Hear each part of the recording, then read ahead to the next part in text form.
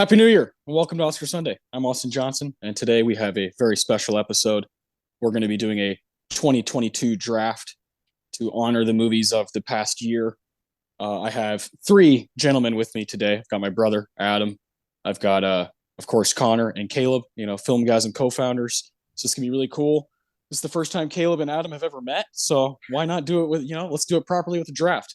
2022 for me was a decent year as far as movies go. We're still obviously in a very interesting time with the industry itself and streaming services and all that, but I don't really want to get into that too much. I really want to honor movies that were good, that we did like, because there are some gems. So Adam, I want to start with you. Just kind of what did you think of the year as a whole? How many movies did you see? And what are your final thoughts? So according to the movie app that we all know and love and all use, Letterboxd, I saw 41 movies this year, which for someone who, I think, Austin, I always say this to people, like, I don't really consider myself much of a movie person because I'm your brother and you're kind of like this outrageously 0.1% movie person.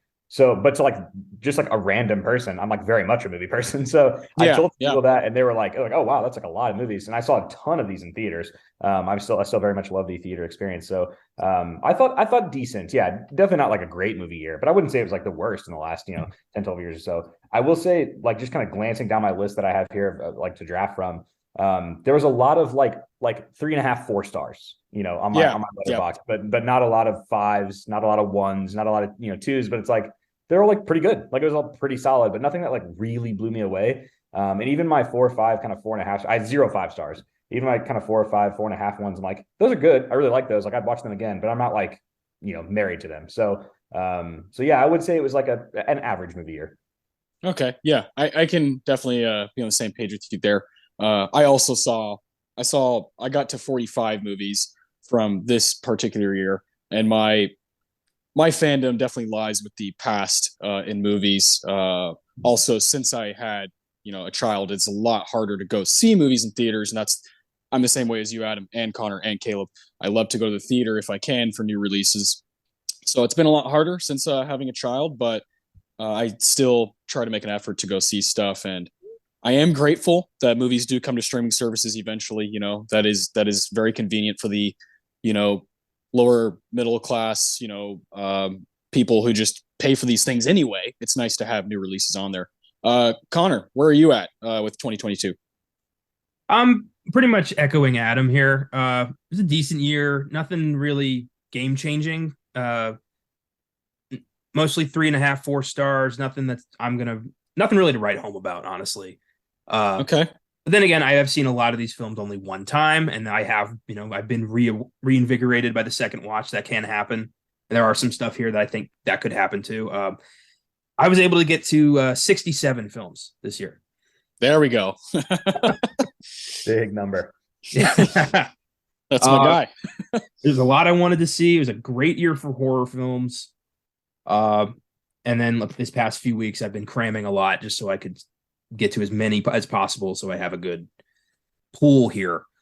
But overall, I think it's not the worst year for film that I can remember, but nowhere near the best either. So pretty middle of the road.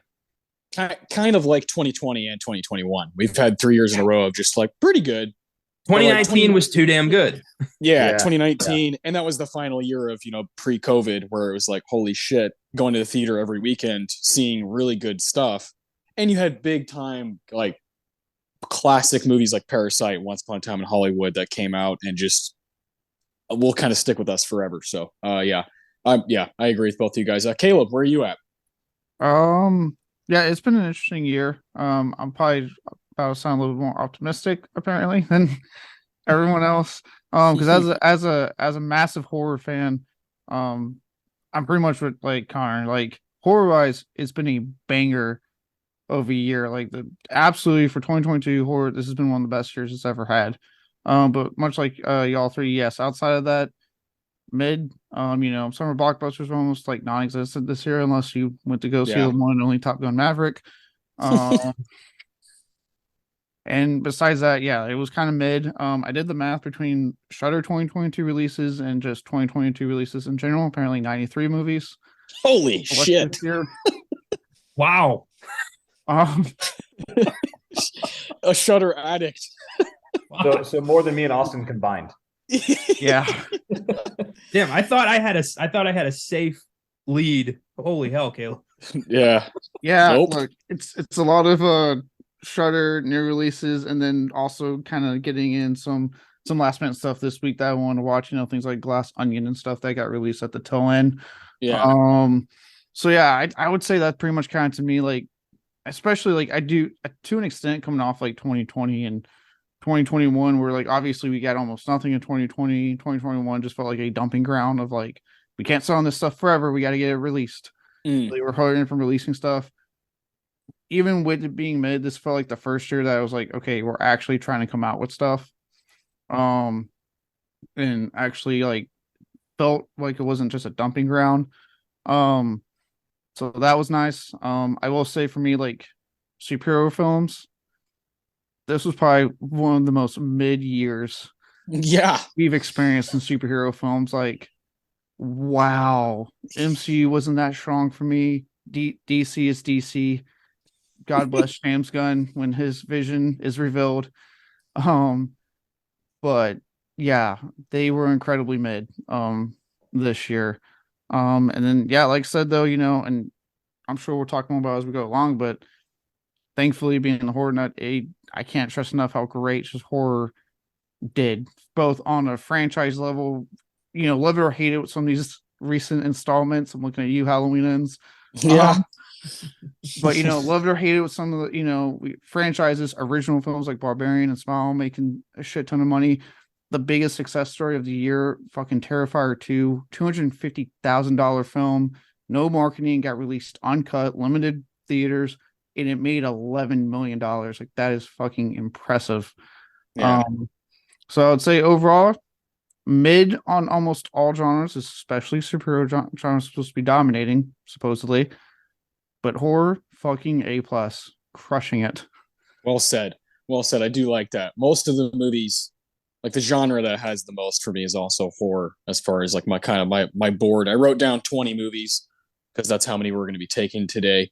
Yeah, so 5 movies each. I wanted to keep it exclusive and pick from these movies that I really liked. And I expect you guys to be stealing some of them from me and me stealing some of them from you. So that's going to be fun. I love these drafts. They're just a good way to highlight different movies. The top 5 thing, Connor and I have done some of those, and we end up having the same stuff, and it's us talking about the same thing. So doing these drafts, you allow, you make space for sniping each other for picks, and that's the most fun. So I randomized a draft order just before we started recording, and Adam, you get the first pick. Right on. Caleb, you get the second pick. I have the third pick, and Connor has the fourth, which means Connor will go twice in a row on the turn because we're doing a snake draft again. So I love being on the turn. I don't love being the third pick, and I don't love being the second pick. I think first and fourth is the best in this scenario. I think this is our first draft where you're not last. Yeah. I think so. Yeah, we've done a few drafts now, Caleb, Connor, and I always get fucking last, and it's like, oh, we're doing Steven Spielberg. Well, there goes fucking Jaws and Jurassic Park, and so I'm always left out to dry, but that's okay. This obviously is a very big pool of movies that we're able to choose from. So, Adam, without further ado, I'll let you take it away with your first pick. So before I pick, I want to make sure we're good. Like, we're doing spoilers here. Like, is it like? Oh yeah, yeah, okay. Yeah. Because I don't want to like start talking about this movie and then be like, oh, like, yeah, half the world hasn't seen it yet, so like I don't want to, yeah. Yeah, you don't have to, word for word, right. Spill the beans, but definitely, yeah, say what you love about it. Okay, so I'm going to be a little bit strategic here with my first pick because you guys are such big horror fans. I am not. God damn it. I am not. But one of my 4.5 star movies this year was Barbarian. So I'm going to go with Barbarian as the first overall pick in this draft. I had a feeling. I had a feeling. Yeah. Once I got first, I mean, yeah, I was like, if I'm not anywhere near the top, then like I'm not going to get this. But if I get first, I figured I would do that because I know there's a couple at the back end that I'm going to be able to get that I don't think you guys are going to take. So there you go. There you go. I probably have them. I mean, you guys are all like, big horror people. I'm not as much. So yeah, I think this is just kind of the right way to go. So this is Zach Kreger's. I mean, how many movies has he actually made? Not that many, right? This is his debut writing directing credit since obviously being off Whitest Kids Yeah. Okay. Yeah. Okay. Yeah. So yeah, I mean, yeah, this is obviously like, yeah, just kind of came like in like a comet. Not like a ton of like major stars in it. There's like obviously awesome turn kind of halfway through the movie from Justin Long. That is great. Yeah. Yeah, Georgina Campbell is the star. Bill Skarsgård, kind of I guess is the second lead. Just awesome. Like you guys are more well versed in this kind of genre, but I went to this movie by myself at like noon, and like I don't know, like it's something about it. Like I was just locked in, and it kind of just took me to that like world and the turn it makes, and then I guess the kind of third act, or I guess I don't know if it's technically the third act, but with I'm trying to blank on the actor's name, the older guy. Richard Brake. Richard Brake. Oh, Richard Brake is lights out. Yeah. Yeah. Kind of, yeah. Camera changes. There's like this whole kind of eerie feel to that entire section of the movie. I just loved it. Like I left it thinking like, man, that could have gone on for like 4 hours and I just would have absolutely loved it. So with the first pick, I will go with Barbarian. Yeah, good pick. Yeah, Barbarian is one of the Cinderella stories of the year. Zach spoke a lot about how he was like in his underwear hanging out playing video games and got the call like, hey, like this movie's gonna get made. He was like, holy shit, and the movie gets made and makes money hand over fist. And that's the, like Caleb was speaking about, that's because horror fans like really, really give a shit. When a movie gets released, they want to give it that right and go see it in theaters. And word of mouth always works with horror movies. And Barbarian worked totally off word of mouth. It was like, oh my God, you got to see this. There's a couple big like plot turns that are so cool. For me, the signature moment of the year is the Justin Long, Donovan, Ricky Tikki Tavi fucking, writing in Malibu. That's like the signature moment of the year for me. So yeah, I love that movie to death. It's a good first pick. Barbarian was such a great movie. One of the greatest trailers I've ever seen. Yeah. Yeah. Gets the tone right, gets you just excited enough, doesn't tell you anything about the plot. Perfect. Like more trailers people need to study that trailer when they're making trailers. And the movie was just completely unnerving and creepy and ruined Airbnbs for me ever. I'm never doing that again. Especially in Detroit. Particularly in Detroit, I'm sure. Yeah. Yeah. Good God, pick. man. Yeah, that's a good part. Yeah. Yeah, Barbarian. Yeah, I'll say it too. Great fucking pick. I mean, yeah, I don't know why we keep doing it when we sit there like Troy Pill announces he's doing a horror film. We're all like, the guy from Key and Peele, really? And then David Gordon Green and Damon Bright are doing Halloween. You're like, really? And then with this one, Zach Kreger, guy from Wise Kids, Ryan directing horror film. You're like, what the fuck? And every time consistently, they've knocked it out of the park because they're comedians. They understand timing, which is prevalent in comedy and horror. Like they both rely on timing. But also, fun little fact on that trailer, that wasn't even Zach Kreger's trailer. Disney did that damn trailer. Yeah, incredible. Disney, he was on the movie Crypt with Adam Green and Joe Lynch, Adam Green from Hatchet, and he talked about that like when they were shopping it around. A lot of studios said no. Is this supposed to be the usual? Is this supposed to be fun? Is this supposed to be scary? That usual bullshit. Roy Lee was a producer on it. He's like a super fucking mega producer star. He convinced Disney to go ahead, with 20th Century Studios that they own to buy it and do it. So like, okay, cool. Apparently they didn't mess with him. They left him alone. He got to make the movie he wanted. And then he did a trailer that was real shitty. And all of a sudden Disney said, oh, hey, our marketing team's been working on one. You want to check it out? He's like, yeah, sure. And he checked it out. And then that was the one that got released. He liked it so much. Awesome. Beautiful. So, yeah. So that's one of the rare movies that I actually did not see the trailer before I went to the movie. Like there was such, because I'm not, again, not like in that world, and so like I'm not, and it wasn't one that was like widely circulated like all over commercials for NBA games like I watched. So it's like I didn't see a trailer. I just heard there's like a really strong word of mouth after like the first week that it was in theater, and I was like, man, I just had a free day, and I was like, why not? I might go to this. I ended up seeing 3 movies that day. I just kept walking into other like showings of different movies after I saw Barbarian. And I was like, it was like totally worth it. But yeah, I remember leaving that day thinking like, well, that was the best one I saw. And like nothing else was even that close. So that's cool. That's like quite a story that I kind of came around to that. And I think that to your point about the timing and like the comedic aspect of it, plus like a lot of comedy kind of comes from pain, comes from like trauma, comes from things like that. So it makes sense that there's like this kind of through line between, comedy and horror to comedy. So yeah, I think to me, it totally makes sense. Like you said, there's people that get surprised by that. I don't really think that they should be anymore because it totally makes sense to me. Yeah, it's happened too many times now to be surprised. So good shit. And if anything, and then the last thing I'll say, like if anything, I'm very happy for that, Krager, because obviously I don't know how big of Wise Kids fans y'all are, but Trevor Moore, his good friend and buddy passed away a couple of years ago, unexpectedly. So it was like, oh shit.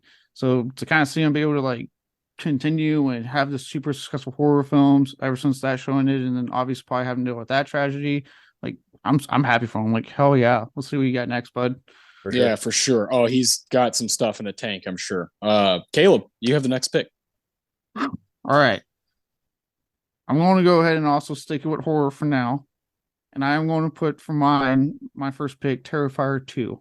Yes. I just have to give this film the love because this is like a Barbarian is also like as much of a Cinerosa as Barbarian is, so is this. Like I said, like when Damien Leone did this, the first film, and to an extent this one, he directed it, he wrote it, he edits it, he does the practical effects. That's why they look so good. He's a practical effects guy. He knows that like the back of his hand. And the first one took off through word of mouth because of like when it got picked up on Netflix, right? Enough to say, hey, I can do a sequel. He crowdfunded it, was able to get like 250,000.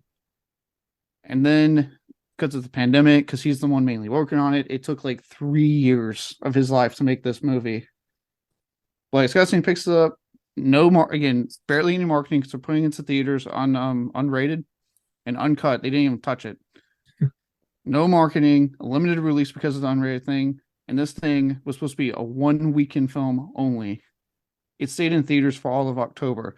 It beat Black Adam. It beat Halloween Ends. It was destroying bigger films at the box office. Would want to make 11 million. So just that part is just fucking just so as a horror fan, like fuck yeah. But the movie itself is really, really good. Yes, it is a 2.5 hour film. For anyone that wants to watch it going in, know that. But with that, you get a fucking really great story compared to the first film. Some of the most like gnarliest kills I've seen this year in horror. Like goddamn, the practical effects on some of those things. And by the end of it, me just sitting there going, yeah, bring on Terrifier 3. David Howard Thorne, who plays Art the Clown, he was great in the first one. He is lights out in this one. The guy has a background in being a mime, and he brings that full force in these films, especially into with the horror and the comedy, because he does do a lot of comedic stuff that it's dark, but you're laughing. So it's just Terrifier 2 for me. It's a great fucking movie. If you haven't seen it yet, check it out. Yeah, that's a Caleb Leger pick right there. I figured you'd take it. I didn't know it was going to be this early, but you went ahead and pulled the trigger, and I love it. I think this is one of the coolest stories of the year. When I kind of heard, about Terrifier years ago now, I was just like, what the fuck is this? But now Art has kind of become an icon, a fucking horror icon. That's really cool. And Terrifier 3 is going to happen, and 4 will probably happen. It's going to become a full-on franchise. It's really cool. Oh yeah, he's been tweeting. He's already working on the script for Terrifier 3. He said the last update he gave was like the one thing he thinks is missing from them is the spooky atmosphere he put in the original shorts. Because I mean, he's been Art the Clown's been with him well before the first 2 Terrifier films. Since he was a child in his nightmares. Yeah. Yeah. But he did shorts with the clown, and they apparently had a very spookier atmosphere than the movies have. And the last piece says that he's trying to go back to that with Terrifier 3 is add a spookier atmosphere to it. Fuck yeah. That's awesome. I did get to see Terrifier 2. Josh and I did the first film on the FILMGAZM podcast, I think in October. And Terrifier 2 is available on, I think, Screambox.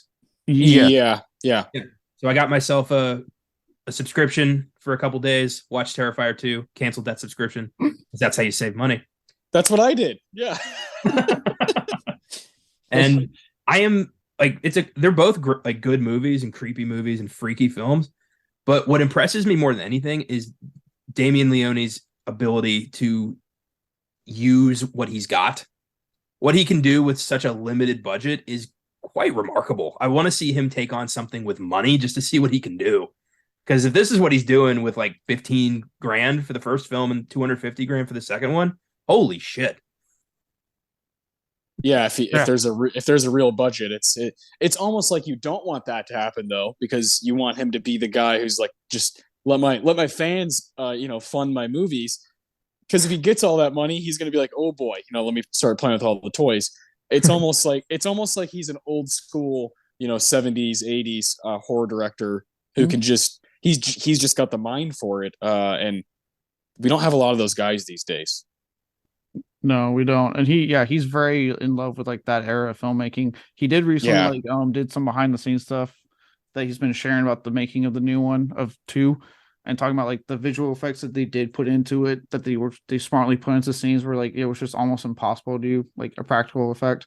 Even then they were very minimal. Like almost everything you see, like he even said, like, the, as they call it, that scene, the bedroom scene that's become so famous in the movie, or infamous, depending on how you look at it. But the part where like Art's playing with a fucking flayed, maimed fucking body on the bed that's revealed to still be alive was puppetry. People under the bed moving stuff, doing what they need to make it look real. And in the movie, you don't notice that. It looks like legit, like a woman barely hanging on to life in that scene. So it's just he knows how to work within his budget, how to pull these things off, and he's very old school like that.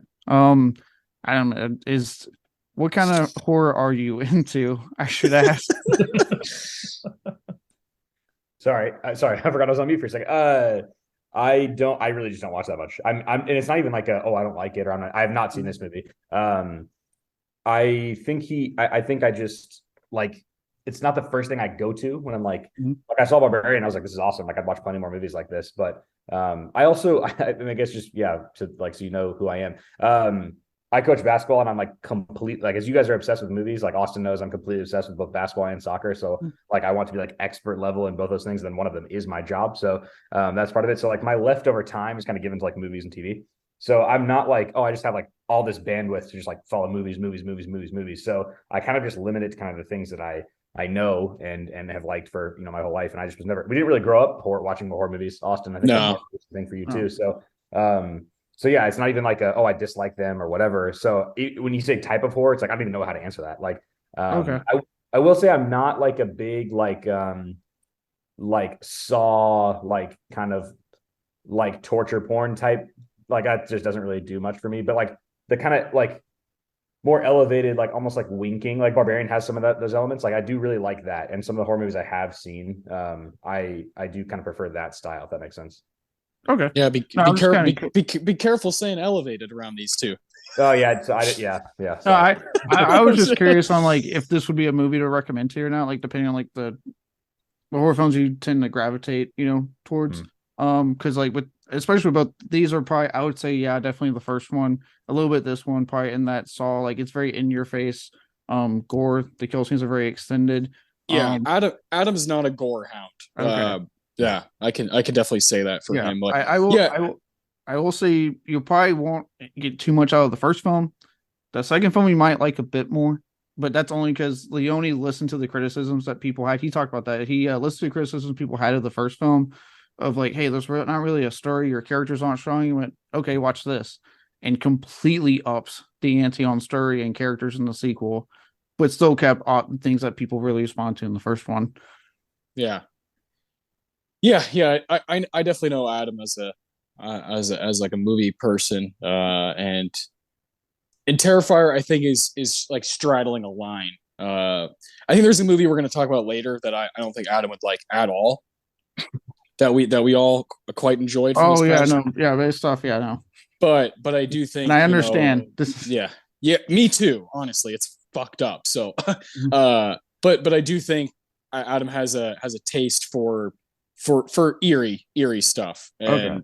and just kind of getting under your skin. Like I know Adam, you really responded to Hereditary. Mhm. That's a more recent one that I think all kinds of horror fans really responded to. Yeah, yeah. Yeah, like so if I ever like if I ask questions, not me trying to like lord over you as like I know horror. I just trying to get to like know, what you like Yeah, for yeah, yeah. recommendations and things like that. No, I Yeah, appreciate it. Yeah, I appreciate it. Yeah. yeah, So no, yeah, consider me like a basically a horror movie like rookie, if you will. All right. yeah. I No, like it. yeah, fair enough. But the reason you're like I like more movies like Barbarian. There's not a lot of them. There's not a lot of barbarians just laying around. Like that movie's really special, and in the same way, Terrifier is a special one. Mhm. Uh, Shit, man, I'm also gonna pick a horror movie for my first pick. So look at us go. Well, let's call Oh it horror yeah. sci. Let's call it sci-fi. Let's call it horror sci-fi. It's my favorite movie from the year. Oh yeah. I It, got a feeling. it's the only 10 out of 10 movie for me. I saw it in theaters with Adam, and then it came to Peacock, and I rewatched it, and I was like, "Good God, this is one I'm going to remember for the rest of my life." And that's Jordan Peele's Nope. Just a complete mind bender, genre bender, straight up my alley. Really weird, but also really funny, and has some of my favorite performances of the year from Daniel Kaluuya, Kiki Palmer. Just she is absolutely lights out in the movie. Steve Yeun, of course, is great. Everybody just knocks it out of the park. What I loved about Nope was just that it sat with me for so long. After I saw it, I immediately started reading about it, trying to figure out exactly what each scene meant and what he was going for. And I called Connor because Connor had already seen it. I called Connor and we talked on the phone about it. And I remember us talking about. I want to say this came out in July or August, and it was a proper summer blockbuster. And I called Connor, and we were both like, "Wow, we're like reinvigorated to go see movies in the theaters," and that's such a huge, strong feeling. And anytime that happens to me, I'm quite moved. So at first, I gave it 4.5 stars and a 9 out of 10, and then I rewatched it. It's one of the few movies I've seen twice from this year, and yeah, my wife and I were just like, Jesus Christ, this movie rivals Get Out as far as quality. It's definitely better than Us, in my opinion. It is for me Jordan Peele's strongest movie, and I'm gonna live with it forever. So yeah, I have to pick Nope first. Damn. Yeah, Nope was neat. I've never seen an alien movie like that before. I was very impressed with that. And it was creepy and visually stunning and very well acted and very well written. Yeah, And yeah, I get why that just kind of blew us away and gave us kind of a supercharge to like care again because we were starting to get a little bit jaded. I yeah. remember that. And yeah, this thing kind of showed us why we're still doing this. Exactly. There's probably three or four, and I'm hoping to pick them all. I doubt it, but that reminded me of why I care so much. And Nope's at the top of the list. So, yeah, man. Adam, you remember seeing that at Heaven Oaks? Absolutely, I do. Yeah. Yeah, no, really, really, sat with me as well. This was high on my list. So this would have been had I been like the third or fourth pick, I think I would have taken it right then. And it's one that I think like the more I thought about it, the more I liked it. I left it Yep. thinking like, man, that was really good. Like I really enjoyed that. And then it's like, oh, actually, like I didn't think about that element, or like how that tied together. Or I have not rewatched it yet. I know it's been on Peacock for a bit now, but yeah, it sat with me for a while. Like I remember talking to you about it like right after it ended. I was like, man, that was cool. And I think Kiki Palmer is the performance that stood out the most to me. Yeah. She's like absolutely electric. Yeah. Yeah. So Love that girl the whole time. But yeah, so I think her performance plus the kind of just like this kind of yeah, it was like a feeling, this kind of just like eerie feeling kind of throughout the entire movie that like persists. And even down to like when they go to that, like I guess it's like a knockoff like electronic store, and they get the guy that ends up coming out with the van and all that stuff. Like, yeah. And like his whole vibe and like everything about that like was just so good. And obviously there's like shout outs to other movies and things like that. I didn't catch like all of the references because I'm not as much of a historian, with movies as you guys are, but yeah, I thought that part of it was really cool. And it's kind of like, oh, if I was into this stuff like he was, this is like the type of movie I would want to make, and that's pretty cool. That made it fun to watch. Yeah, definitely shouting out most notably Steven Spielberg. He's not hiding that at like whatsoever. The performance from Brendan Perea is something else. Like I don't like, where the fuck does Jordan Peele come up with these characters, and how does he cast them so perfectly is like my favorite thing about him.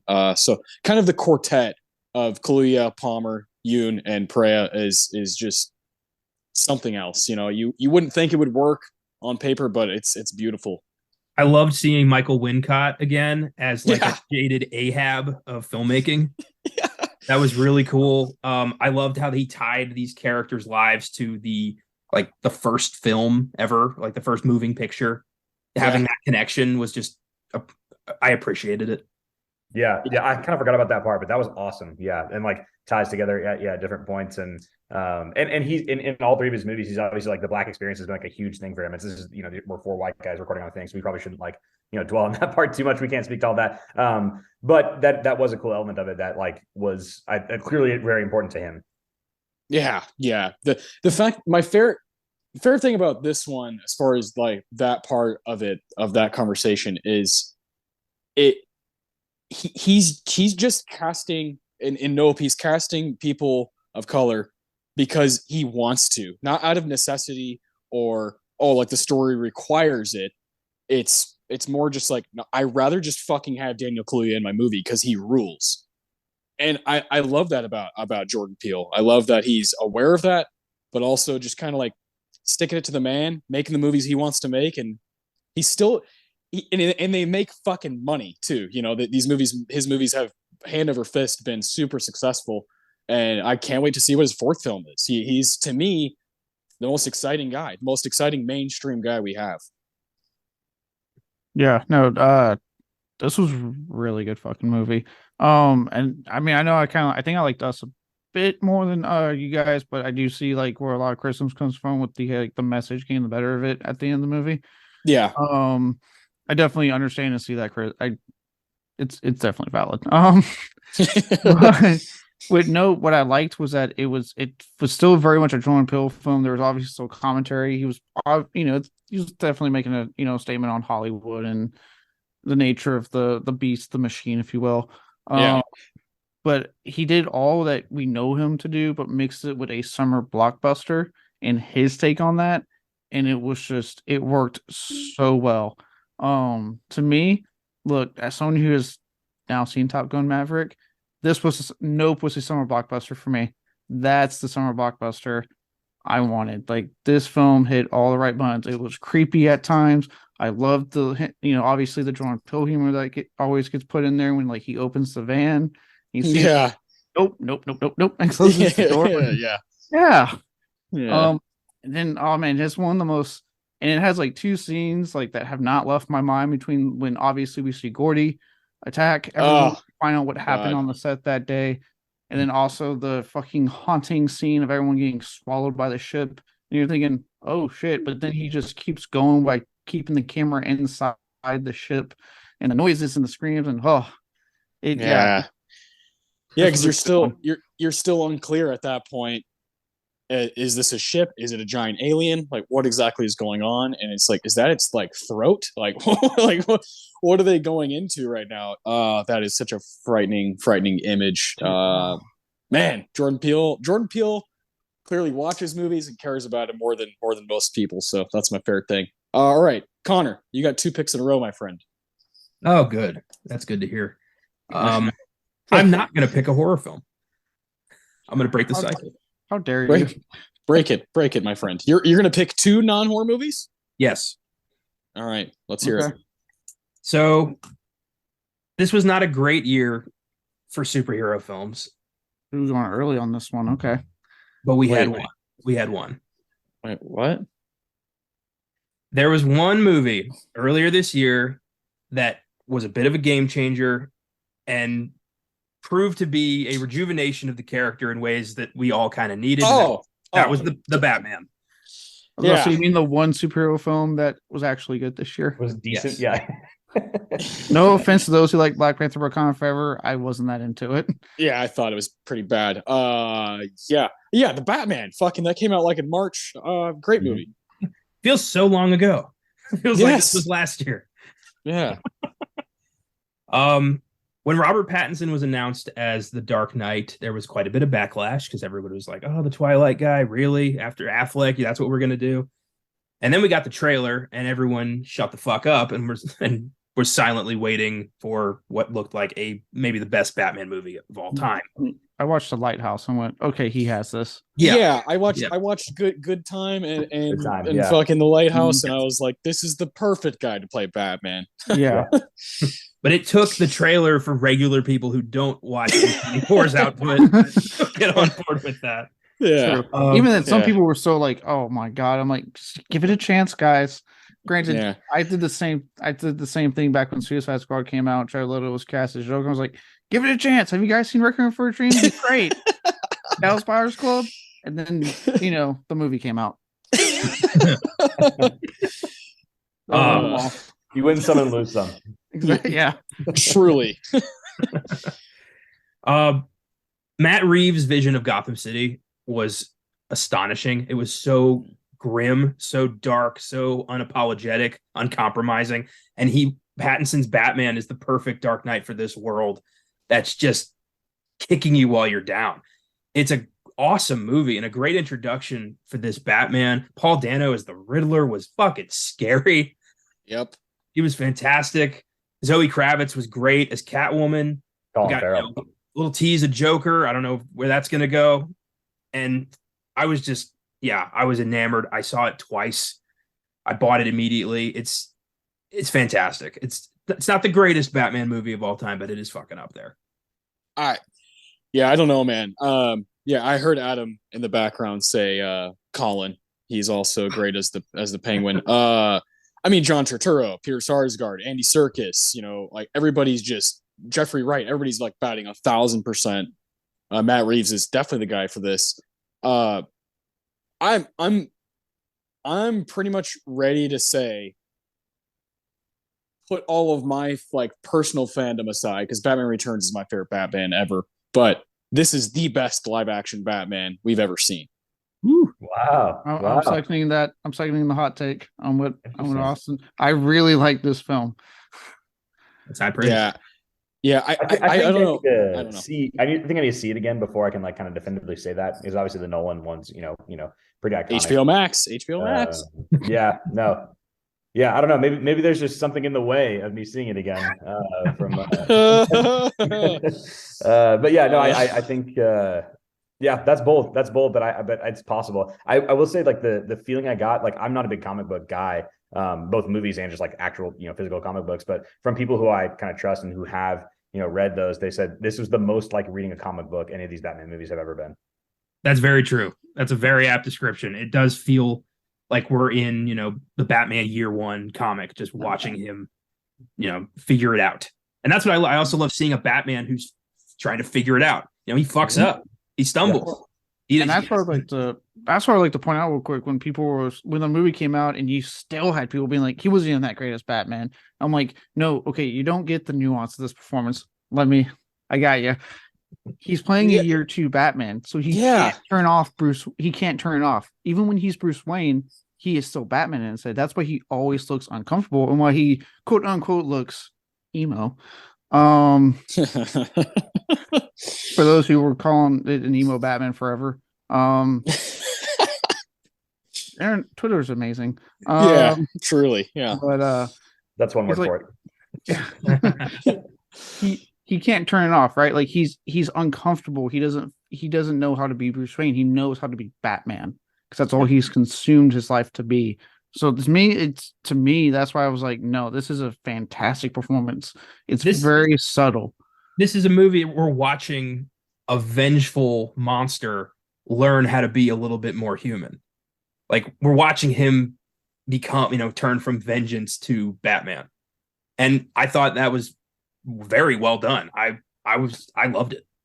Yeah. That's why I'm with Austin. Like, to me, best fucking, for me personally, just the best live action Batman, because it feels so much like the Batman.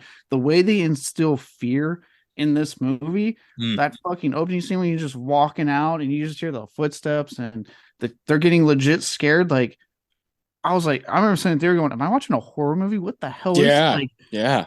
Dude, that fucking Paul Daniels Riddler, holy shit. Yeah, Riddler's opening kill is right out of a fucking ghost movie. Like, that was so creepy.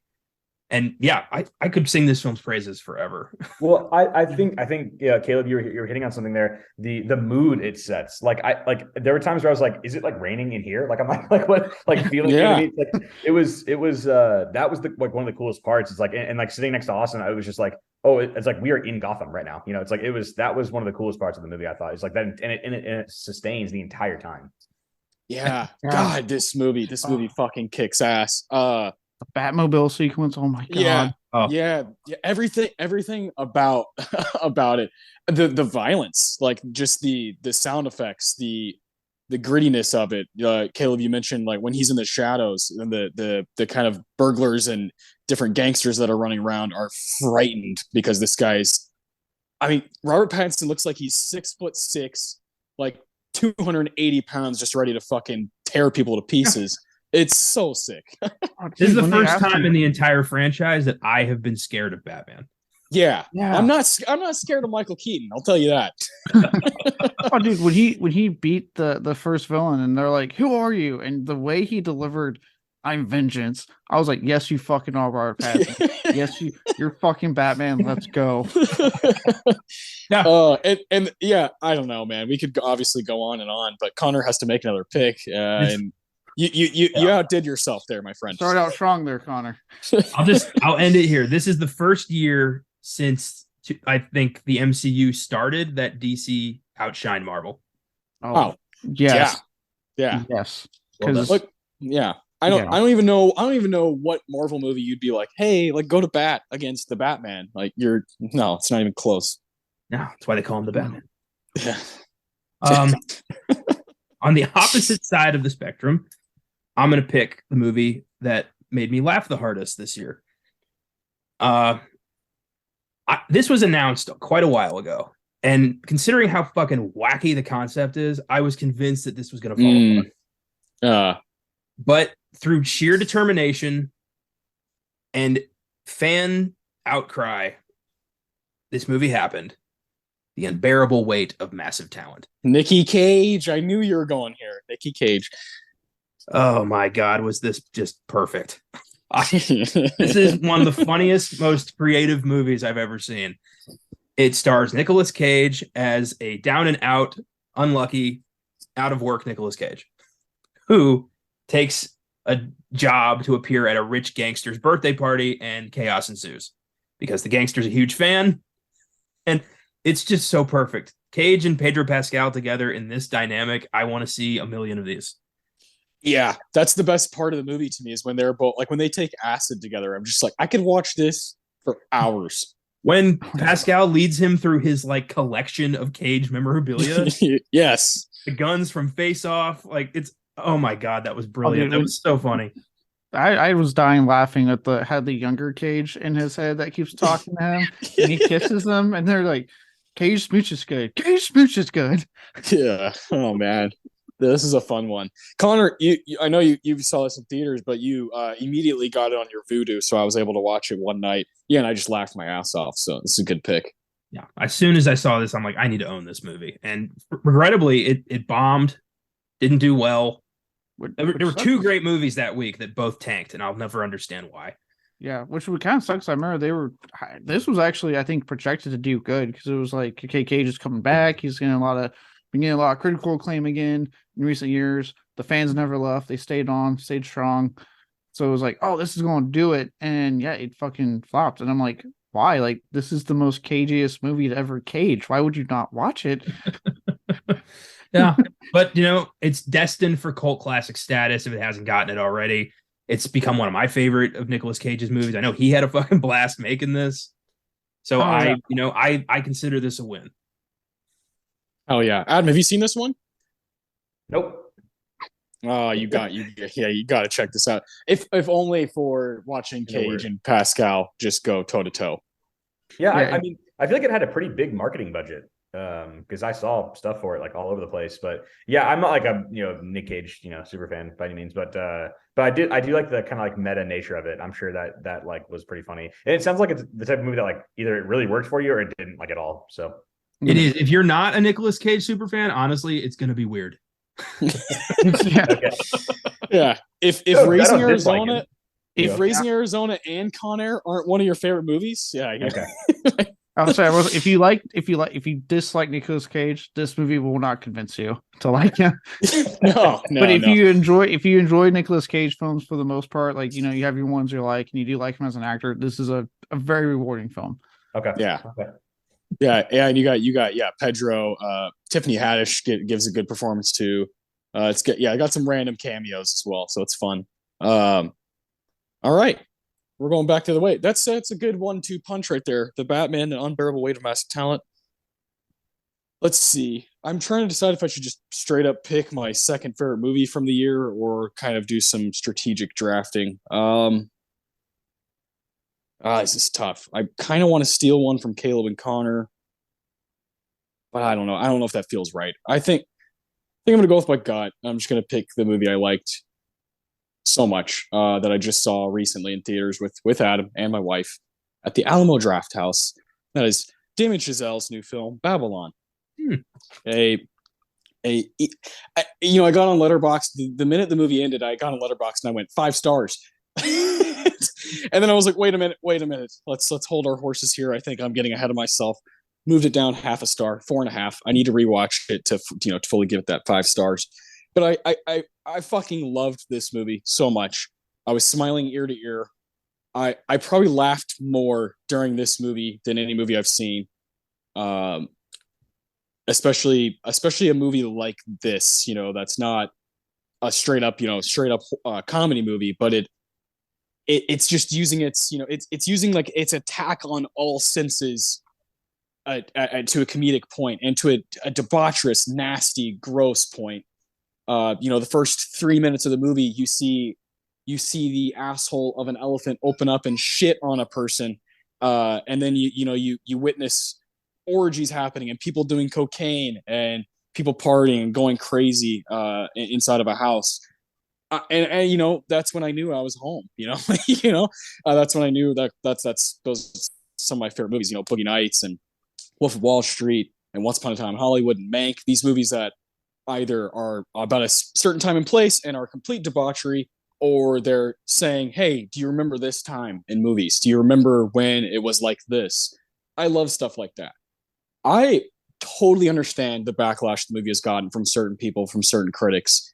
I get it. For some people, it's just not for you. For me, it's perfect. It's going to be a movie I buy and hold on to for a long time. I love the ending. I don't want to totally spoil it, but I think the ending was,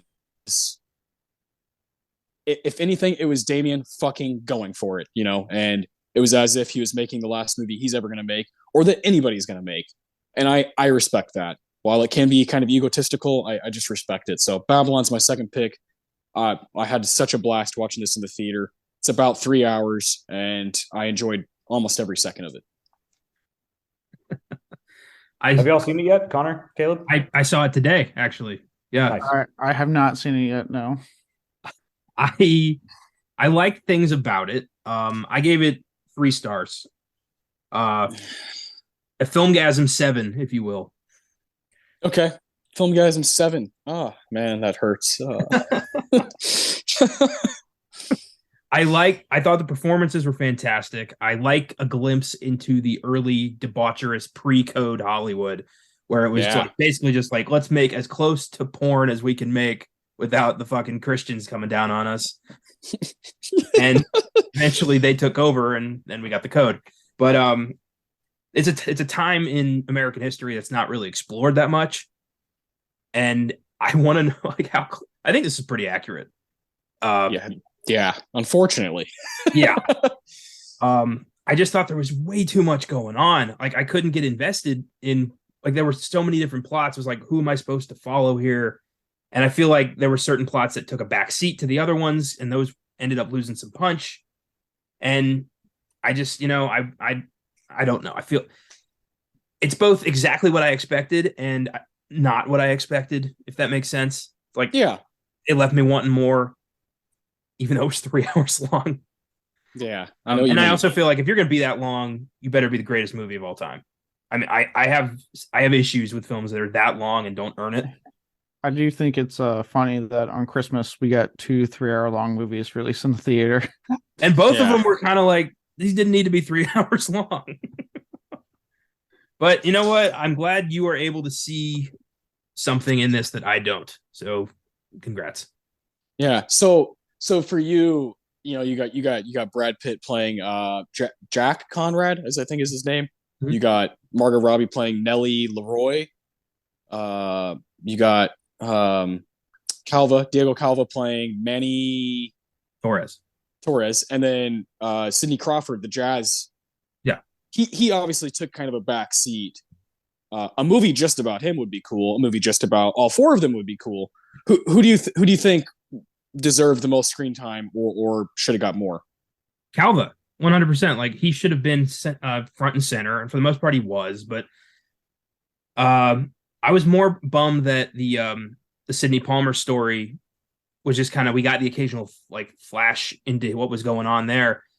It felt like Chazelle really wants us to know he loves movies and he loves jazz, but we've gotten a movie about how much he loves jazz. We've gotten a movie and space.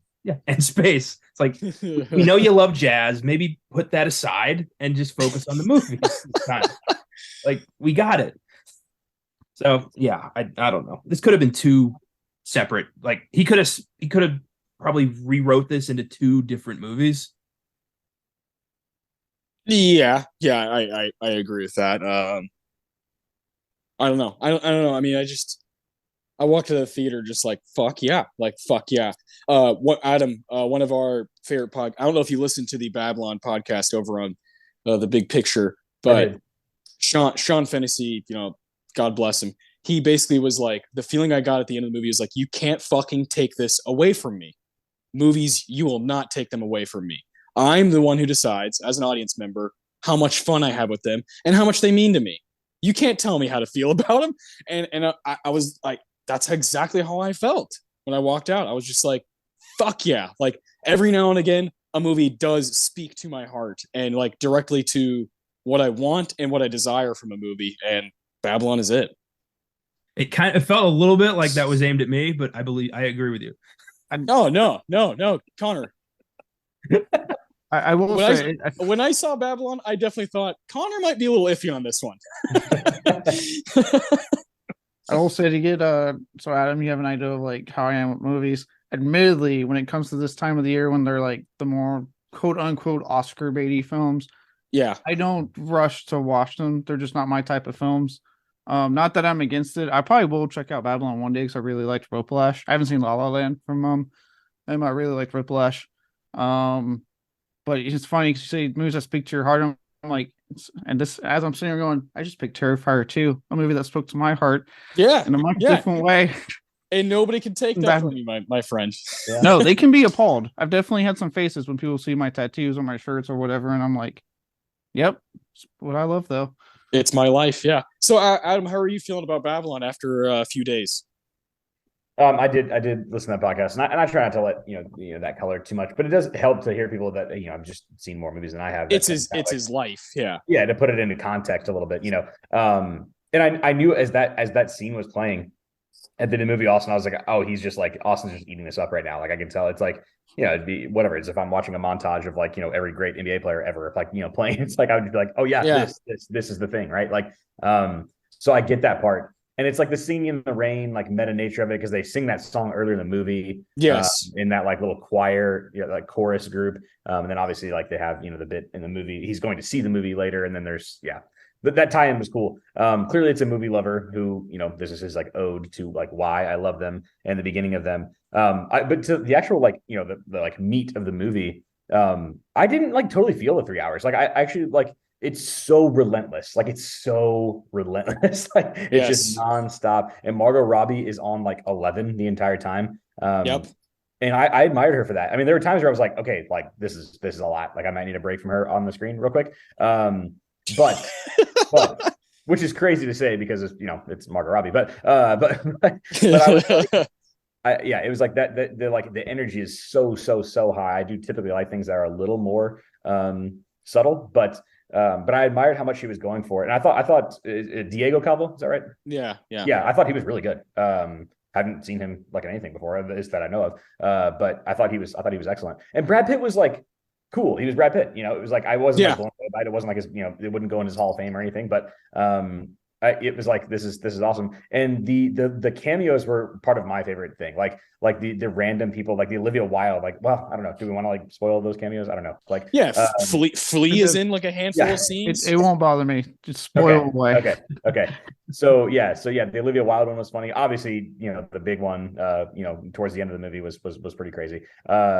So I liked that part of it, and it's like definitely a winking thing. And they use kind of language, and like Margot Robbie especially, that wasn't necessarily like feel like I'm in 1925 or whatever it was. But I kind of like that. It's like, yeah, it's okay. We'll kind of take that leap, and like that's fine. Like I'm not really that worried about that part. I liked it. Like I left it like thinking like this is a 4-star movie. And the more I thought about it, it's like probably teeters more between like a 4.5 and a 4-star. But I totally understand why someone would be like, what the hell is this? Like this is just like a kind of like mess of just like this guy like just kind of like barfing out like all these ideas about his own love of movies and like Hollywood and like the previous generations. I could see why someone would just find it like kind of crazy. Like Austin, we have kind of a mutual person that we know that kind of was asking me about it, and they're like, do you think I'd like it? And I was like, I think you'll like admire how much it's going for it, but I don't know if you'll like it. I don't know if I can tell anybody like, hey, you're gonna really like this. That's kind of tough for me to say, but I did like it. It was on my list, and I would have picked it at some point had you not, Austin. So yeah, that's a good pick. Yeah, I simply had to. The quote unquote cameo that you're speaking about is Tobey Maguire, is Mr. Spider-Man. They had in the trailer. Yeah. So yeah, I mean they go to fucking hell at the end of the movie, basically. And it's one of my favorite stretches of any movie for the past few years. I just was blown away by that stretch of the movie. And Tobey Maguire just fucking coked out, ethered out fucking Spider-Man was great. So I just had so much fun. Moving on to Caleb with his second pick now, following up Terrifier 2. Yeah, so to continue my train of declassing Oscar Sunday, as I do with my picks, I'm going to go on the comedy realm and go with a little movie that shows if you want to be dumb, you got to be tough. Jackass Forever. Yes. The movie we didn't know we needed, but as we learned through a pandemic and the craziness of the board, we fucking needed it. And Leave It to Johnny Knoxville and the boys, RIP to Ryan Dunn. And, unfortunately, the band was involved with this one due to ongoing issues with him in his personal life. But this film showed that, like, hey, these guys may be in their 50, but somehow they still got it. Some of the funniest stunts they've done in the entire films. I do love that they do not at any point try to say like, oh, we're invincible. They're like, no, we're 50. We're doing this. This is dumb. We're feeling it. Yeah. We're feeling it. So, they're very aware of their age, which just adds more laugh to it. The new cast members to me meshed so well. That shocked me when I started it. I think I watched it on Paramount Plus, and I was like, I don't know about this, and they ended up being some of the standouts. Yeah, they were great, and Poopies and Zach and all of them, they were great, and I know they announced. I didn't like Poopies. I know they announced good. A show. Actually, they are doing the show's getting revived, and it's going to probably be the new cast members. I'm loaded down to see these guys keep continuing it.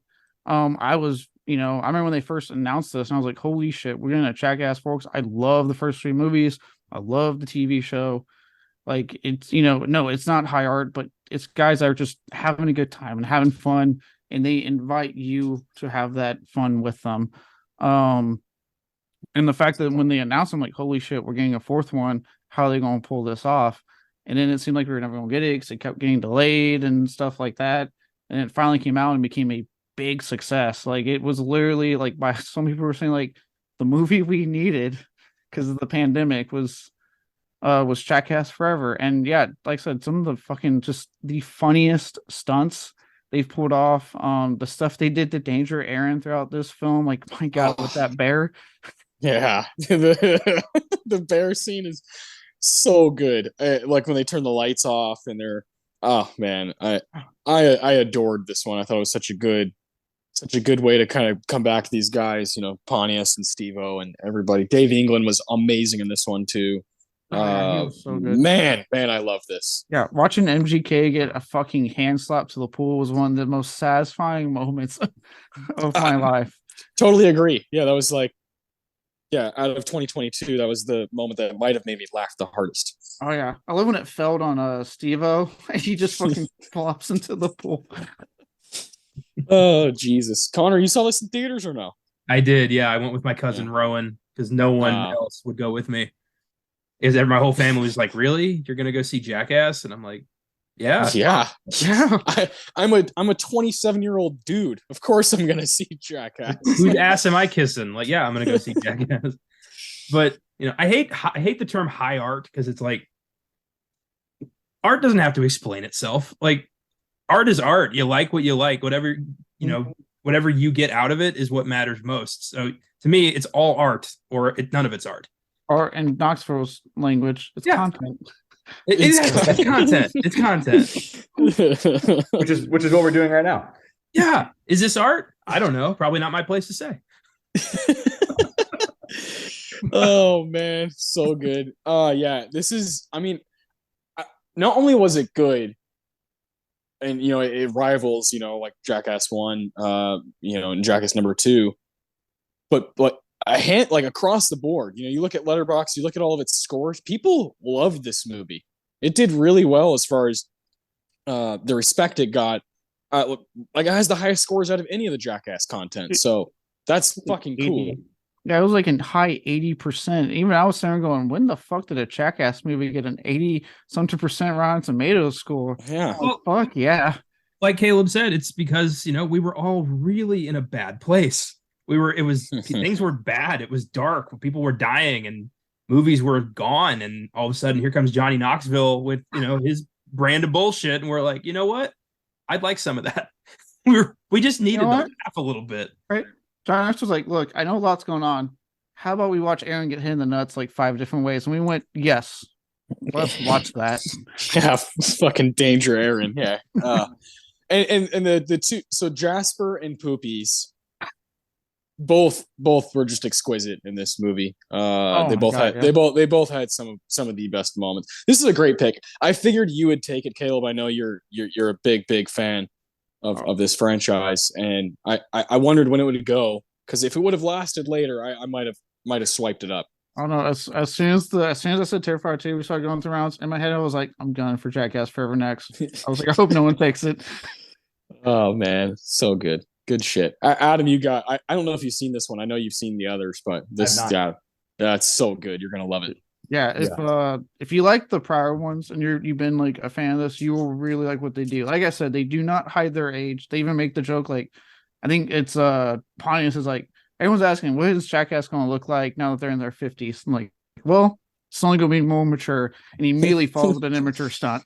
Yeah, just ass out. Yeah. Yeah. So like they fully are like aware of their age and that they shouldn't be doing this. The camera makes a point to linger when they really get hurt, especially on Knoxville's bull stunt you see in the trailer. Like he almost died again. Like he was snoring, like he got knocked the hell out. But with that, you know, the new cast mixes so well that you're like, hey, look, I will be sad the day that these guys have to stop doing it, but at least they got a really good new younger cast. I can keep the brand going, keep the brand alive, and all that stuff. And, you know, like I said, you know, it sucks that obviously, you know, Ryan Dunn is no longer with us, so he was not in the film. They do a very touching tribute at the end of the film to him. And then obviously with the personal issues going on, Bam, he is briefly in it. Definitely challenge you to look out for his like brief little bit he was in, but it's only one part of the movie because after that they had to fire him because of the issues and all that. Yeah, all that stuff. Yeah, unfortunate. I've read a little bit about that, and yeah, I did like watch it. It's like it's one of those things like when people like you hear kind of like maybe people who aren't as big of movie fans, it's like those guys are still doing that. It's like it's a lot of that Yeah, they're still making those movies. Like that's like oh wow, and then it made a ton of money. So it's like it kind of makes sense that it would. Because I think you guys are right. It's like we kind of were longing for something that was just like just kind of take me away for a couple hours and like let me laugh. Like these guys that I kind of know a little bit. So that's cool. No, I'll definitely watch it. So is it back to me? No. Yes, you have 2 in a row. 2 in a row. Okay. Okay, I'm for sure going to take one. I'm a little bit torn. There's a couple again that I think I can get later with my 4th and 5th picks. So I'm going to go with one that I don't know if y'all have all seen, but really stuck with me. It's close to my number 1 movie of the year. I'm going to go with Tar. Oh, damn it. Yeah, I haven't. Yeah. This is going to be on Peacock in like a week, so I haven't seen it yet. Okay. So yeah, briefly, I'll kind of just like, go through it. I mean, Cate Blanchett is like the sun, the moon, and the stars of this movie, and the reason why it works and why it was good. It's the story of Lydia Tarr, a composer who's like this really well-known person. It thrusts you into that world, which is like not a world I'm familiar with at all, of like classical music and like celebrity composers in like Europe. And she plays an American who's living in Germany.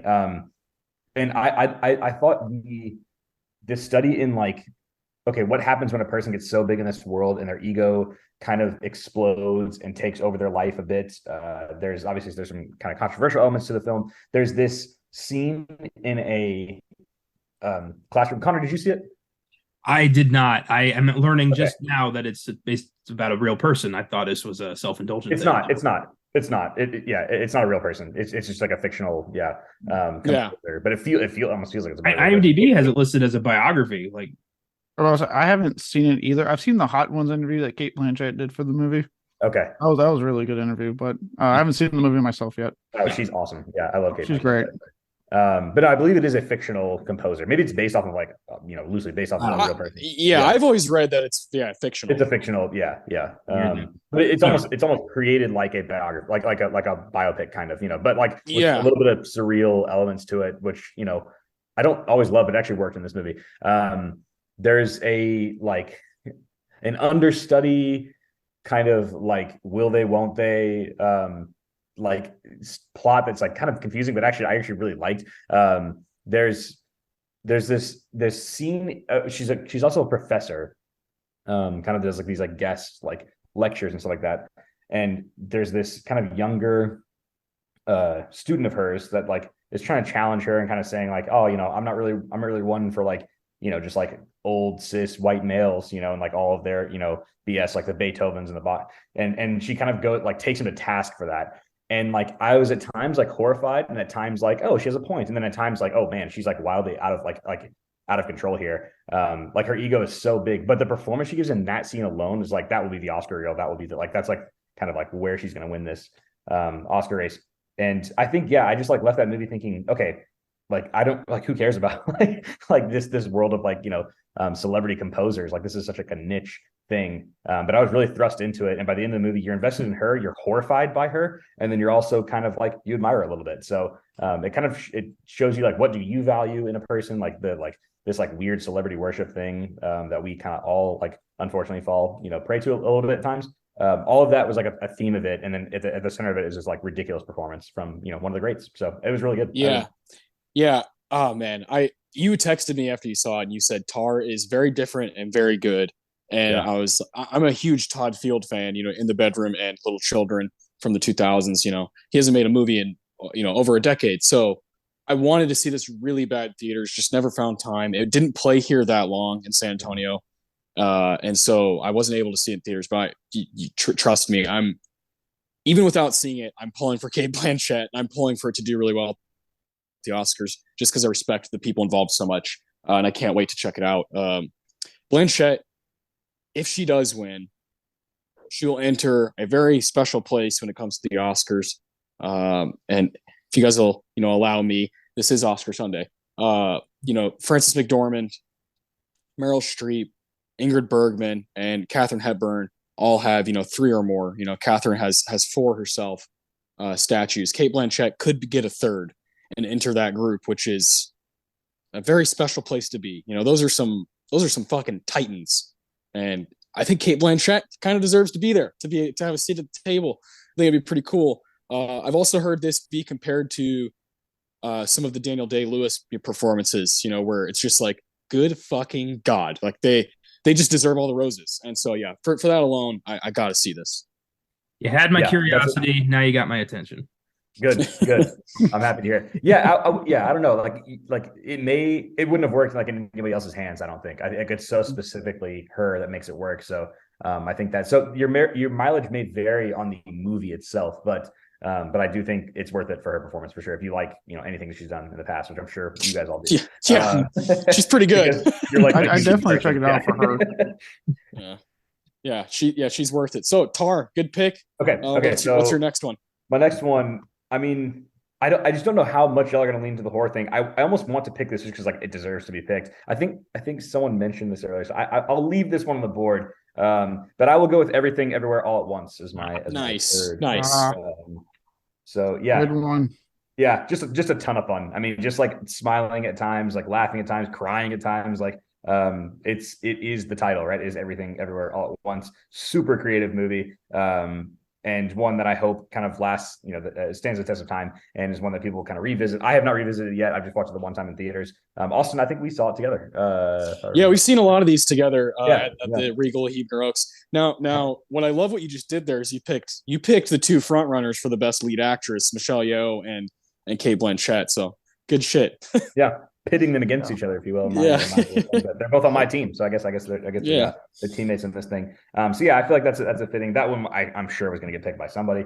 Happy to have it in my little stable of picks so far. Yeah, good stuff. Yeah. Connor, Everything Everywhere All at Once. This is also one that like came out in fucking March. Have you revisited it? I'm waiting for the Oscar nominations to be announced to revisit it, but I loved it. This was a brilliantly creative film. I'm hearing from my sources, I'm hearing this is the front runner for Best Picture, which is exciting. Yes. And it was just unlike anything I'd ever seen before, and incredibly engaging and weird and unforgettable. And Ke Huy Quan came back after a 30-year hiatus, which was so great to see him again. And crushed it, I should say. Yeah. Back. He came back and crushed it in that movie. He was fantastic. Michelle Yeoh was fantastic. Jamie Lee Curtis was fantastic. This was a neat movie, and I wish it all the success when come award season. Yeah, I'm with Con. This is actually probably my second favorite film of the year. I fucking fell in love with this movie when I went to go see it. A movie that literally, I mean, obviously, it very much lives up to its title. And it gets so weird and kooky, and you're laughing and just having a good time. And then, man, that gut punch of an ending when it's like everything starts coming together at the end, and it's just starts hitting you in all the feels, and you're like, "Oh fuck, is there an onion in the room? It's allergies." Yeah. I love the fake out ending where the credits start rolling. Because when I went to see the movies, I left to go to the bathroom. I came back and the credits are rolling, and I'm like, "Oh shit, I missed the end of the movie." And I went to get my stuff, and then the movie came back on. I'm like, "Oh wait, okay." Yeah. Oh, dude. The fact that this was a movie that could make you like you were talking about earlier, Adam, it can make you cry and get emotional, but then have a scene where a man to do his transport thingy has to jump onto a butt plug. Yeah. In the same movie, in the most over the top, hilarious, dramatic fashion. I'm like, this is my kind of movie. I know how this sounds. My kind of movie. It has everything. I want to be entertained. It's got hot dog fingers. Yeah. It's got hot dog fingers. The fingers. You can buy A24 site. Yeah. No, the marketing of this movie, the word of mouth, it was like, wow, people give a shit. People care. Even here in San Antonio where I worked, every young person that I was around was like, have you seen that fucking movie, that Everything Everywhere All at Once? And I was like, yeah, I have. It's pretty fucking cool. And I mean, a lot of young people were like, that's the greatest movie I've ever seen in my life. But I obviously wholeheartedly disagree with, but that's cool that people found that in this movie that came out in 2022, A24, these two random guys, the Daniels, making this movie after Swiss Army Man. Fuck yeah, that's a win for cinema. Yeah. And A24 to me, I'm kind of I know Connor's mentioned it before. I'm kind of with them in that I do sometimes kind of get tired of their shtick. I feel like they just do the same movie constantly. this year for me, A24 has had like their strongest year between like this and Bodies, and like them just finally kind of diversifying their output instead of saying like it needs to be this type of movie. Let's get more diverse while still sticking to what makes them a good company. Because I won't take away that the freedom they give to their creators is something you don't get with a lot of movie studios. So, they kept what they do going, but still gave us things that were different and out there from what they usually put. And because of it, we got things like Everything Everywhere at Once. That was just a wonderful film. And yeah, Michelle, I heard she's like a front runner for Oscars, and I'm all about that. Yeah, it's gonna be really sad whoever loses that between her and Blanchett, because they both like deserve all the the praise in the world. But one of them is gonna lose. This happens a lot where you get. Go ahead. Sorry, I was gonna say he's gonna probably get snubbed because she was outstanding, but in 2 horror films. Mia Goth. Mia Goth was phenomenal in her 2 films this year. That one Taken in the Pearl. Oh my god. And then she's gonna get snubbed. And she's about to be in Infinity Pool, fucking little Cronenberg's movie. Let's go. Yeah. So excited. Yeah, man. That's obviously a good pick. We all responded to Everything Everywhere All at Once. I was kind of shocked it lasted that long. Me too. That was the 9th pick overall. So Caleb, it's back to you with your 3rd pick.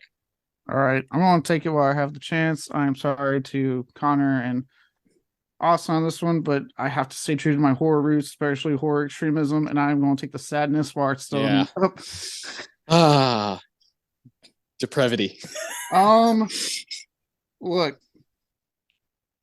I'm gonna go and put like a warning here. If you're not very into horror rovers, or you're just not into like the more graphic, over the top type of stuff, very much just steer clear of this film. Not your type of film. But me being like for me, being a lifelong horror chunky, I always say it, right? Whenever I hear 2 certain things, when they advertise new horror films, America's really bad for one, and that's the scariest movie you'll ever see. All right, try me, buddy. I've seen quite a bit. The other one, usually for international films like this one, is the most depraved film to ever come out. That was usually true. Yeah. Oh God. This is one of them. This film, look, be careful who you're watching this film with. Necrophilia, fucking skull fucking, like everything you can think of, blood orgies, like it's just all in here. But if you're like a good horror film, show to me, right? If you can, beyond that, beyond the fucking shock he is throwing into this film and the grisliness, is a very prescient look at society in the now. Because the whole plot of the movie is that it's called The Sadness, the way it even got that title, to kind of explain it to people. There's a virus going around, and what it does is it turns off the thing that controls your inhibitions, basically. Essentially, it separates, things like, violence and sex for you, and like your inhibitions. It gets turned off to where like you have to do something depraved, like in one scene, have your nuts smashed against a damn pole, because you can't stop it. They even say it's like blinking. You just have to do it because that urge, this virus attacks it and shuts it off. Basically, you're free of all, and they call it sadness because when you have it, a single tear runs down your eyes. Because the thing is, you're very conscious of what you're doing, but you can't stop. You have to keep doing it. So that's why there's all this depraved stuff happening. And the reason I say it's very prescient and very timely is that the opening of the film, it's almost like you're watching something about COVID. It's a scientist being like, there's this virus going on. People are like, look, man, like, calm down. It's not a big deal, blah. Literally the things we heard about in the beginning of the pandemic, and throughout the whole pandemic, if we're being honest, from various media outlets. And it's almost like taking that, but saying, what's the extreme version of that, while also testing how much you can possibly take in one movie. Yeah. Oh, dude. God, this movie, it's really good and really, really fucked up. But you watched it. You told Connor to watch it. Connor told me to watch it. It's a simple domino effect. And I was waiting until I just watched it a few nights ago because I was like, I want to watch it pretty close to the draft we're doing because I have a feeling it's going to get taken.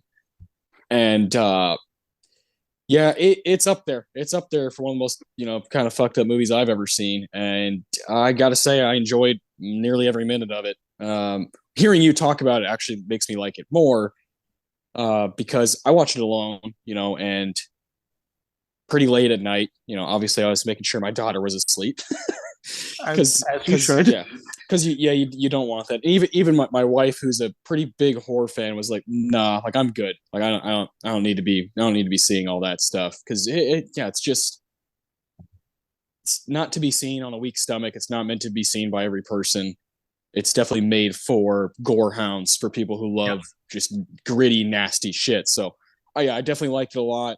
I probably would have picked it later on, but I knew it was going to get taken by you. So it feels like it belongs in your group of movies. Dude, I watched this movie, fell in love with it, recommended Connor, and then immediately turned around and bought it.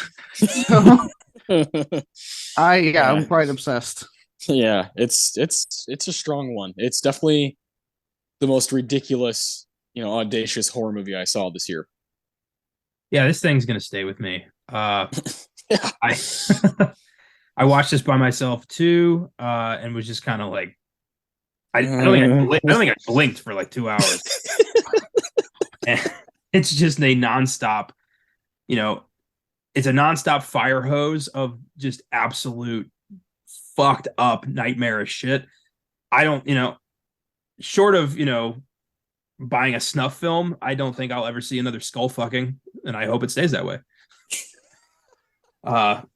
This is, I'm working on a personal project. I'm trying to develop like my favorite movie villains and doing something with that. And the businessman from The Sadness has made his way into that project. The relentless nature he had in pursuing her just because she slighted him a bit. Yeah, she rebuffed his advances, and that got into his illness, and it turned into, I'm going to destroy this lady. Yeah. Yeah, good God. Adam, I'm going to be honest.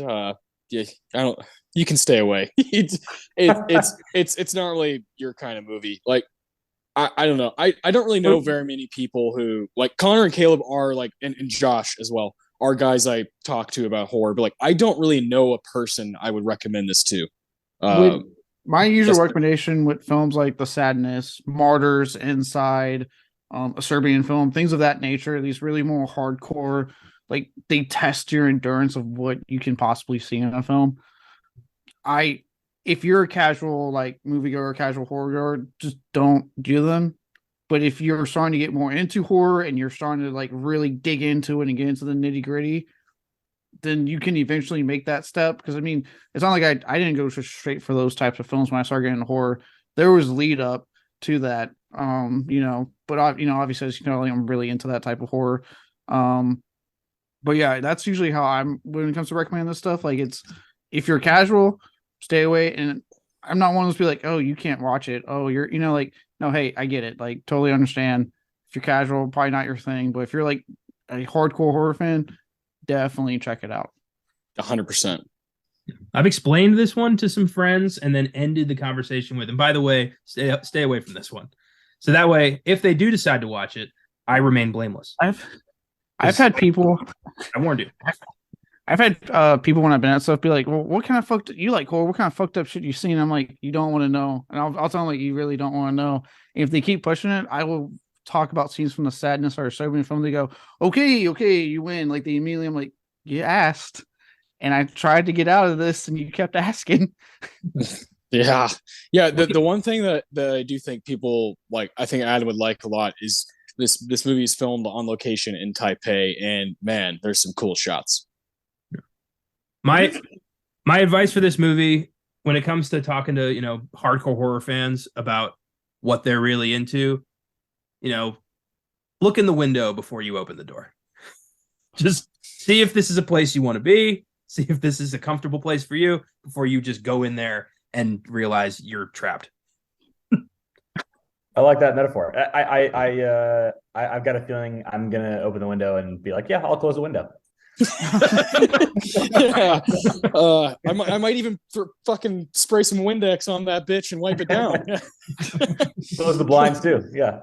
Yeah. Just get it all clean and move on. And also this, it's not like, I mean, I have no, like, there's no male ego here thing. It's not like, oh, I can handle it. Like, it's not like that. It's more just like, I just don't, it just doesn't do much for me. You know what I mean? Like I just, it's fine. If I'm a huge soccer fan. If someone was like, yeah, I don't really like enjoy watching soccer, I wouldn't be like, what? How dare you? I just like, oh, okay, cool. Like, that's fine. Like, that's just not for you. No big deal. You know? Oh, For me, it's more like, I just don't want to be the guy who recommends, the skull fucking movie to their friend who's not that into horror. And then I got to hear about that for the rest of our friendship. Yeah. Me recommending you watching a soccer game is not going to end in something like that happening on the screen. So. Probably not. Hopefully not. Yeah. I'll say, God, Messi, what are you doing, Messi? Oh my God. I never judge anyone. I would never sit there when it comes to like recommending horror films, be like, all right, so Human Centipede, Serbian film, and like, no, I would never do that because I understand that like it's more like I've just like reached that level in my exploration, and that's fine. Everyone's different. So yeah, I've never want to be like, let me just immediately recommend this film to someone. I'm sure that'll be fine. Yeah. No, it will not be fine. But I mean, unless I don't want to be friends with that person anymore, then I'm like, yeah, you should go watch The Sadness. Yeah, check it out. It's gonna be up for the Oscar. It could be a good repellent in that sense. It's like, hey, this is like get me out of a relationship that I wasn't really feeling that much. So yeah. Oh, that's genius. I've got a handful of films in case I ever end up in a shitty situation. I'm like, I can just use these as my get out of jail free card in the back pocket. I like it. Yeah. I will say Connor. I will say Connor's like one of the best people I used to like suggest these films to when he was interested, because I always be like, dude, you should check out Old Boy. And then inevitably he told me, he'd text me like, oh yeah, I'm watching. I'm like, yes, knowing what's in the movie. And I get a text, what the fuck is that? Like, there it is. Yeah. You've helped shape me into the man I am today. So thank you and fuck you at the same time. Okay, so I actually have seen Old Boy, so both versions actually. So for what it's worth, but they were both like, I don't know, like it didn't totally do it for me. So hopefully that's info you can use. Yeah, we can't. Well, one of the old boys totally understand. Not digging it. The other one, pretty good. All right. I did get some good text from Connor though on The Sadness. There's a lot of like, what the hell? You should save them. Yeah, you should save them and like put them in a compilation of all the texts you get from Connor at weird moments. Yeah. Oh, he's at minute 57. Yeah. Yep. It's funny because I'll be saying, yeah, dude, that seems awesome. He's like, what the hell is this? I was texting Connor too, and I think like 10 minutes in, I was just like, dude, what am I doing? But I'm not going to stop because I'm kind of loving it. Okay. Let's see here.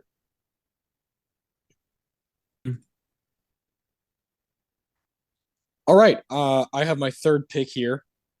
We're at the exact halfway point. We picked 10 movies overall. Let's see. This is getting interesting. I still have some favorites on the board.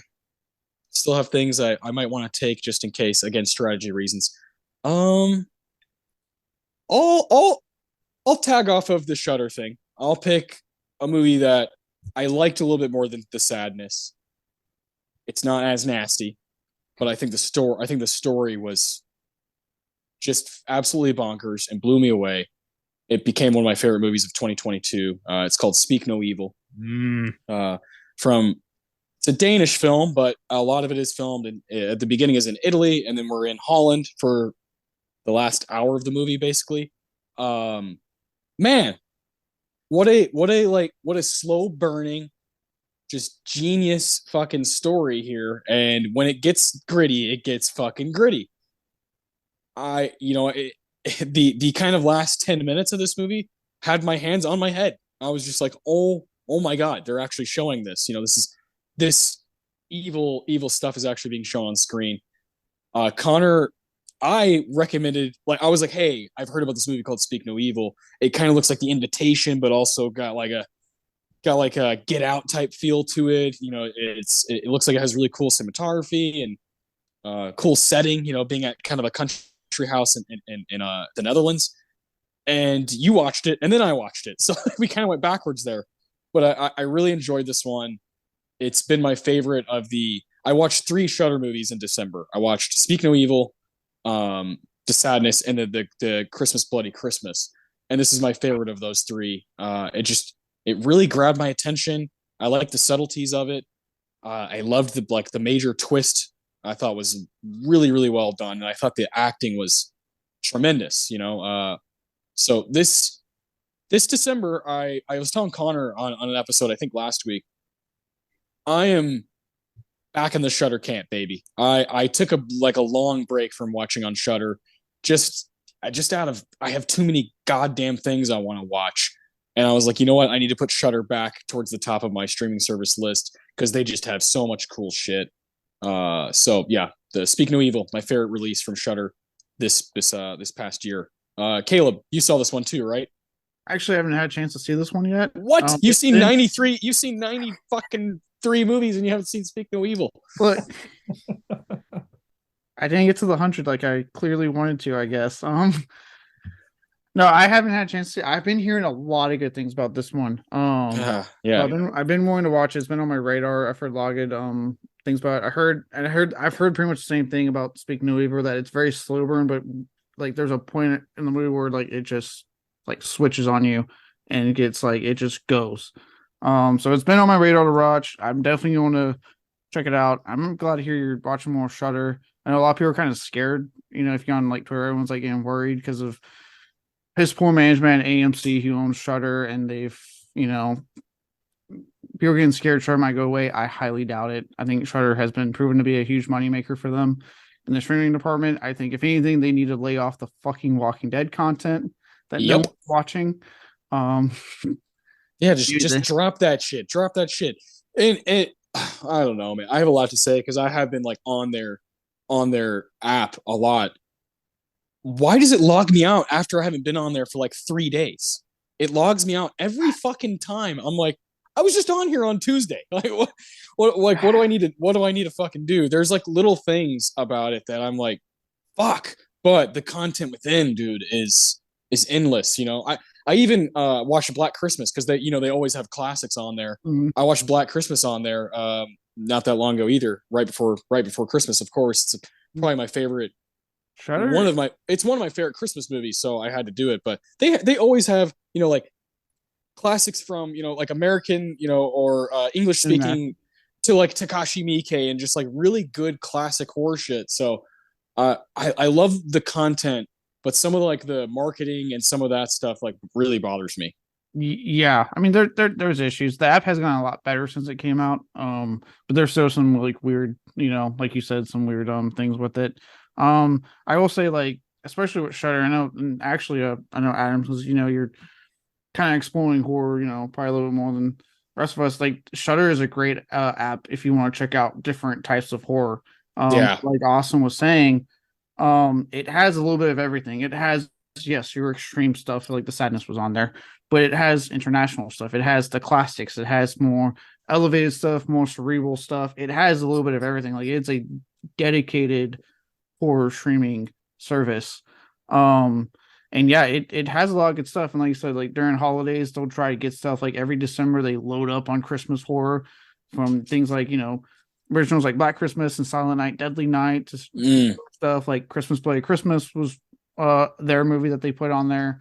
They try to get in with the times. They are doing their own content as well. They got a lot of cool shows on there, like Creep Show. They recently did a 101 Scariest Horror Movie Moments.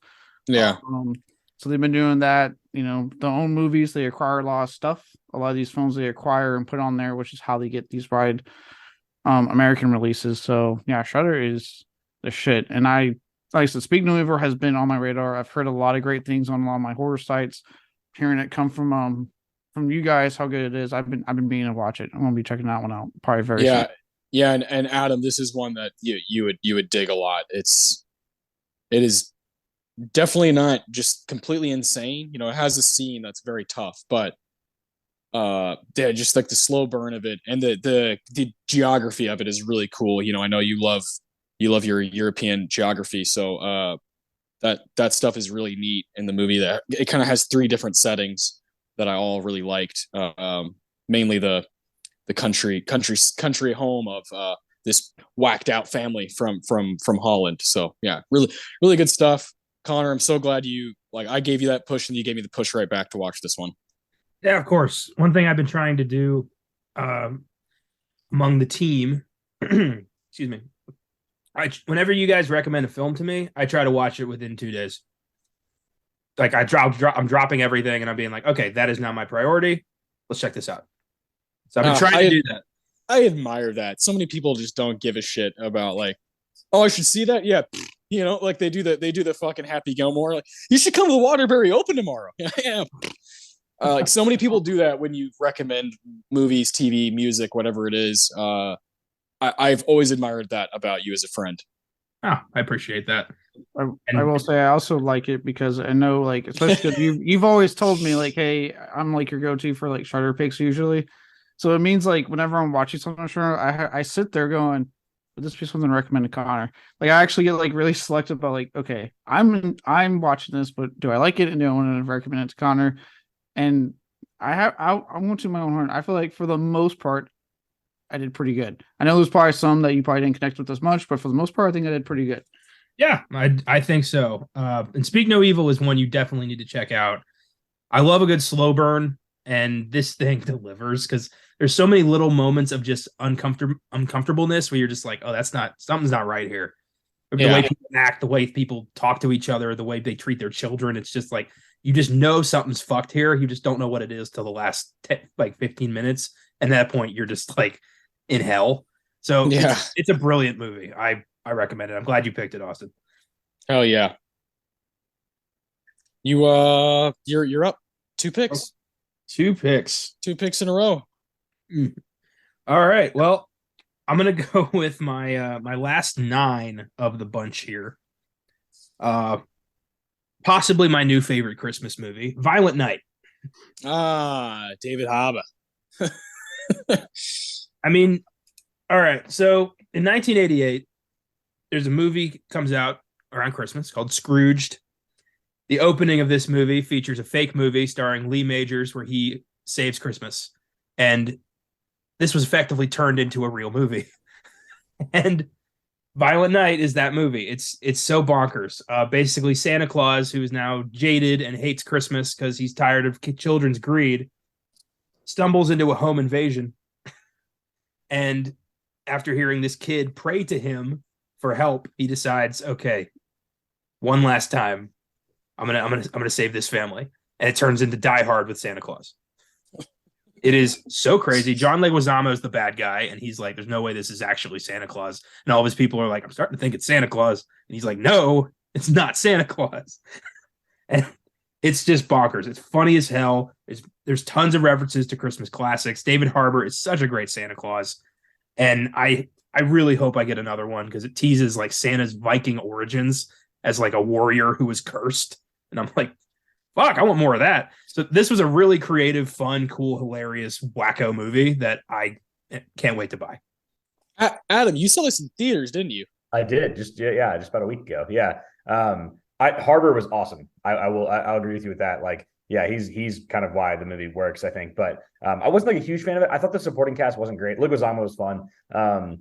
It felt a little bit like, well, it probably was, I guess. It felt a little like kind of low budget, kind of like cut the corners on a little bit of stuff. But the hey, don't worry about it. Let's just kind of go for this, like Santa's real thing of it, like kind of wink, wink, was fun. I like that part of it, and just like let's just enjoy this. And obviously, there's like tons of like gags and things like that I think worked.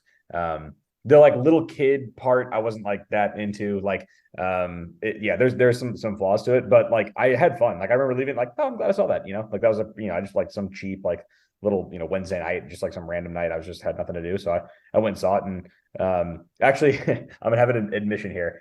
I wonder what you guys think about this. So I wanted to buy some popcorn, but I was like, it's like freaking $10 at this it was at Embassy, and I was like, I don't really feel like spending that. I was like, I wasn't that hungry. There was just an empty popcorn thing. I couldn't tell if it had been used or not. It didn't really look like it had, and it was just sitting on top of this like drink station thing, and I was just like, and you know how at NBC they have the refillable popcorn thing? I was just like, why not? So I just grabbed it and went and, like, filled it myself. Fuck it.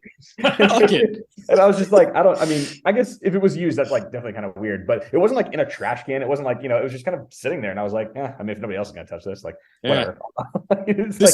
This is my violent night, baby. Yeah. I have a feeling you snatched somebody's popcorn who was in the bathroom. Like I've gone to the bathroom. Yeah. Yeah. I think they left that there. Like, no one will grab it from here. And very possible. Yeah. And if that's the case, I mean, they can just go back and be like, hey, somebody snatched my thing. And then, like, it's a victimless crime, So like, I don't feel that bad. So yeah. I'm all about it. Appreciate that. Yeah. Thank you, Caleb. Yeah. Fuck you, Santikos. Yeah, absolutely. Yeah. It's like, I'm already paying for this movie. I don't want to pay another $10 for, popcorn, but. Oh yeah. Yeah. It's like no matter where you go, they just fuck you. They just fuck you. Well, that's why I finally you can ask Connor when he came to visit. I'm like 2 minutes away from a Cinemark. I just said fuck it and I joined the Cinemark movie club. So I get like a free ticket or whatever, free ticket or two every month. So that just to help to where I can be like, oh, okay, the ticket's free, so I can, spend the money on concession. Yeah, there you go. But yeah, there's so many theaters around here that like I bounce between that there's really like no point in buying like the club card. Because like I'll go to Draft House if they've got it, I'll go to Santikos if they've got it, I'll go to Regal if they've got it. That's really kind of like my dilemma. Yeah. I mean, sometimes I've gone to different ones, like Terrifier 2. I had to go to Regal because just the limited release. I had to go a little bit further out, but I mean, I wanted to support it. I found it playing somewhere, so I was like, "Fuck yeah!" But yeah, as far as Violent Night, I saw this one too actually with Josh when it came out, and I had a lot of fun with it too. It's from the guy who did Dead Snow. If any of y'all have seen Dead Snow, so it's very much like, which if you haven't seen, just simply put, Nazi zombies. Yeah. Do with that what you will. But I really like David Harbour was great. Like, I mean, I've always really liked this guy. I know obviously he got a huge surge in popularity thanks to the humongous success that is Stranger Things. But you could tell he was having such a fun time playing like a Santa that can also kick ass because apparently he was a Viking before he was Santa. So there we go. And we got Dad Bod Harbor in all his glory in one scene. So now this was a really awesome film and you could tell, like I said, it was wearing its influences on its sleeves. You could tell the Die Hard references. You could tell the Home Alone references on that one scene with the guy trying to get up the ladder and they're doing stuff like it was unabashedly wearing its like love of Christmas movies on its sleeve. John Leguizamo, he's kind of had a good year between this and The Menu. Yeah, he was a lot of fun. You could tell he was having a good time. Like we got like a glut of Christmas horror this year, and it's good to know that like most of what we got was really good between this and like Christmas Bloody Christmas. Yeah, very true. Yeah, that is a good double feature for Christmas horror movies for the future. So good shit, Connor. What's your second pick? Now it's hard. Now it's difficult. Yeah. I'm looking at my list and I'm like, what am I gonna? I can only pick two more. I think I'm gonna take a movie I think away from you, Austin. I don't know if this might be something you were intending, but I'm gonna snake it. The Banshees of Inisherin. Dang it. Oh, I hit two people here. All right. Damn. Oh, that was my next pick. I was like, I honestly got through this round and I was like, holy fuck, nobody's taken it yet. Yeah. This is maybe the best movie I've seen of the year. I'm frustrated. So I did not know going into this draft that none of y'all had seen Tar. Now I'm like, man, I should have saved that because like nobody would have taken it, and I could have had as well. Dang it, that's frustrating. No, good pick, Connor. Yeah, thankfully, because we do these all the time, I know everything that they've seen. So I was operating at like a total disadvantage here. Yeah, thanks, guys. Pretty much. Yeah. Well, you got the first pick. I was about to say, true. That's because of the horror I watch, I know a lot of what I can pick, and I'm like, hell yeah, all right, I know what's safe for me. That makes sense. The Banshees of Inisherin is one of the most bleak movies I've ever seen in my life, but such a brilliant character study. And it's based off the simple concept of I don't want to be your friend anymore. Yeah, like hilarious. How great! So, 50-year-old men being like, we're not friends anymore, go sit somewhere else. And the other guy's just like, why? And just won't let it go. And that turns into just a horrible situation that gets a few people killed. And someone losing some fingers, what a crazy threat. Like, stop talking to me or I'm going to cut off my fingers and give you one every time you talk to me. Jesus Christ. It takes place during, I believe, World War II, or World War One. World War One. Well, yeah. I think it's in between. It's like the 20s. Yeah, it's between the wars, but it's the northern and it's during the Irish Civil War. That's what it was. Yeah. Okay, yeah, that's happening on mainland Ireland, and then this little isle within Sheeran, they're dealing with their own problems while the world is over there. I love that, just this kind of isolated little community. Word travels fast. Farrell and Gleason are amazing. Oh, so good. Yep. And it is just watching a friendship crumble and just watching two people lose the only things they have. And by the end of the film, you're like, what was that? Like, why did I laugh? And I was stunned. I haven't stopped thinking about it. If I was on the Academy Board of Directors, like, I'm voting for this for Best Picture. Same here, dude. It got the most Golden Globe nominations, and I think it'll follow suit at the Oscars. And I think we're gonna look back and be like, wow, that was actually kind of a classic. It's also, I could tell while I was watching it, I kept pausing it, rewinding it, be like, wait, what just happened there? It has that nature about it that it's going to reward you for paying attention and rewatching it and finding like little nuances. Whether it is with those two main characters or some of the side characters that are also really well written. My favorite scene is when Colin drunkenly, confronts Brendan Gleeson and is like, "What about niceness?" Yeah. It's such a good scene, and it like made me cry but also laugh. And I loved how his sister, Siobhan, I think is her name in the movie. Mm-hmm. She, Brendan Gleeson goes on this thing about how like, oh, you're not going to be remembered for anything. Who's going to be remembered is Beethoven, from the 17th century. And she's like, it's the 18th century. It's got little things like that, like almost like intellectual comedy that I really enjoy. Man, this movie's fantastic. It's on HBO Max. I like so highly recommend it. Yeah. Martin McDonagh's 4 for 4. Like he's killing it. and he's got two like borderline masterpieces within Bruges in this. Yeah. This is fantastic. I'm looking forward to Carrie Condon plays Siobhan. Yeah, she was so good, the sister. Fantastic. I was racking my brain. I was like, man, where do I know her from? Obviously, I didn't know she's in Better Call Saul, but but she plays Mike's I guess daughter-in-law. Yeah. Yes. Yeah, and I didn't know she was Irish, but no, she's every feckin' time she really good. But no, I liked her a lot, and Colin Farrell was just excellent. Yeah, it was also like really funny. And I love the village idiots character of it's Dominic Kearney is the character's name, played by why am I blanking on his name right now? I got to look up the IMDb real quick. Just Joker. Dominic, the guy.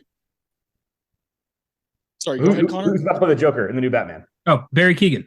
Yes, Barry Keoghan. Yeah, the guy who like commits at the end, like part of the end of the movie is like, it's like so jaw dropping. Yeah, he's like the village idiot turned. Yeah, no, it's great. Really, really fun movie. I definitely wish I could have got this one, but yeah, one of those ones like you leave it and you're just like, I like immediately like was trying to find podcasts, like read reviews and just like see what other people were saying about it. And Colin Farrell is like one of my favorites. So he absolutely nailed it. And I think you're right. Yeah, Martin McDonagh, 4 for 4. That's a perfect way to word it. Yeah. This is man, Connor, good fucking pick. I just should have taken it earlier. I should have just gone with my gut. And it's Jeremy, our brother, Adam and I's brother, that he's been on this show before. Huge fan as well of this movie, and him and I talked on the phone about it for like 30 minutes, like just the movie. Normally we go around to like a bunch of different things. We're on the phone. We just talked about Banshees for a good 30 minutes, and it was brilliant. It's one that's going to stick with me. So Connor, that's your fourth pick. You got a nice group coming along. So it's back to me. So we're in the fourth round now. Fuck. That was my next one. Okay. There's one I can save because I don't think anybody else has seen it, but I do want to shine a light on it, so I'll save that one. I'm between Mr. Eggers and Mr. Cronenberg here. Let's go Eggers. The Northman from earlier this year. Oh, the great film no one fucking watched in theaters. Glad you brought it up. Let's talk Northman. Let's talk about the Northman. We saw it in theaters, Austin. Yes, we did, and it was a packed house. I think everyone here hopefully saw it in theaters. Yeah. I believe. Yeah, okay. It was surprisingly a packed house at the theater we went to. It also at Embassy where Adam stole popcorn. Great place, great memory. He smartly acquired. Yes, he snaked it. Yeah, no, I love the Northman. I was all in right when it ended. I was like, that was fucking sick. It was one of the most masculine movies I've ever seen in my life. And Eggers, for me, you said Martin's 4 for 4. Eggers is 3 for 3 for me. I love The Witch. I absolutely adore The Lighthouse, one of my favorite movies of that decade. And The Northman is a strong third film. I particularly loved the opening stuff with Willem Dafoe, Ethan Hawke was just so fucking sick. You know, the chanting and the different rituals that they do. And then as the movie kept going, and you witnessed some really, really amazing directing, cinematography, and just pure action. You know, when they raid that village, you're kind of like, why am I having fun right now? You know, as a viewer, because it's just an incredible feat. You know, when he catches the spear as it gets thrown at him and he throws it back, it's like, yeah, I get it. Like, if you're not, a dude, you might not dig that, but I'm definitely a dude, and occasionally I like watching movies like this that are just in your face, fucking yelling at you. So I love The Northman. I can't fucking wait to see what else Eggers does. He is one of the most. Yeah. I mean, that's a tough one. I'm down to see what he does with it. I'm down to see what he does. Me too. It's just such a huge undertaking, but I do believe in him. Like I truly believe he's a genius, and I can't wait to see like where his career goes, because he's like 40 years old. So there's a long way to go for him. Love this one. I think it came out like in April, and I rewatched it not too long ago, and it had the exact same effect at home as it did in the theater, which is a big deal to me. So yeah, I'll take that for my fourth pick. So when he does, go ahead. Real quick on that. I mean, you talk about it, being obviously a very masculine movie, but by the end of it, it's actually making fun of that. Like, it's like a love story at the end, and they're like fighting in hell, at the end, right. Like naked. Oh yeah. Key point. Punk that out. Well, but in the end, it's saying like this is like the danger of that, of being overly masculine, and this is like the danger. Like these guys just fight to the death for no real reason other than this like weird sense of duty that they have. That's like kind of ridiculous when you think about it. It's like that's I think what saved it at the end, because like it went from this just like, oh man, yeah, like look how strong, to like, yeah, but like this is, if you take this too far and take this too literally, this is like you literally die from this. So I appreciated that. I thought the ending was actually really like earned and kind of cool. And I thought visually that movie was incredible. I mean, there's so many scenes of like some like just like the smoke rising from some like the houses, and like just like kind of the way that's shot, and like this creeping sense of like a couple of like the raids that they do were really cool. And it feels like it's so like well researched. I think it was on Mark Maron's podcast that he was on, and he talked about the research that goes into the movies that he makes. Like he wants it to be, it's like painstaking. Like he's like, everything has to be so perfect. And Mark Maron asked him, like, so like, what would you do if you weren't doing this? He's like, I don't even know, but it's just like something that involves research, because I love that process so much. And I really related to that because I like to do that with some of the stuff that I'm into. So I thought that part of it was really cool as well. Just like how clearly he had done the homework. Yeah, and like the biggest thing that people were complaining about after it came out, were like, it was just Hamlet. It's like, no, this Amleth, the story of Amleth, Alexander Skarsgård's character, is what Hamlet is based off of. I've never understood why people just like go with that. Like they're just cool with not doing any research on their own. They're just like, well, I've seen it before. It's like, sure, but this is the story. Yeah. It's like on Seinfeld, this is the meal. When he gets in the soup, he's like, no, it's just soup. This is the meal. That was my attitude towards those people. Plus, like, I'm a big Hawk fan, big Nicole Kidman fan, big Anya Taylor-Joy fan, the biggest Defoe fan I know outside of Connor, and Skarsgård is a guy that I'm starting to dig a lot. So I just responded to this like through and through. It's a 9 out of 10 for me. To those people, like, I want to ask, like, which Hamlet? Like, we talking Olivier's Hamlet? We talking Ethan Hawke's Hamlet? We talking Mel Lion Gibson's King? Hamlet? Yeah, Lion King. Like, shut the fuck up.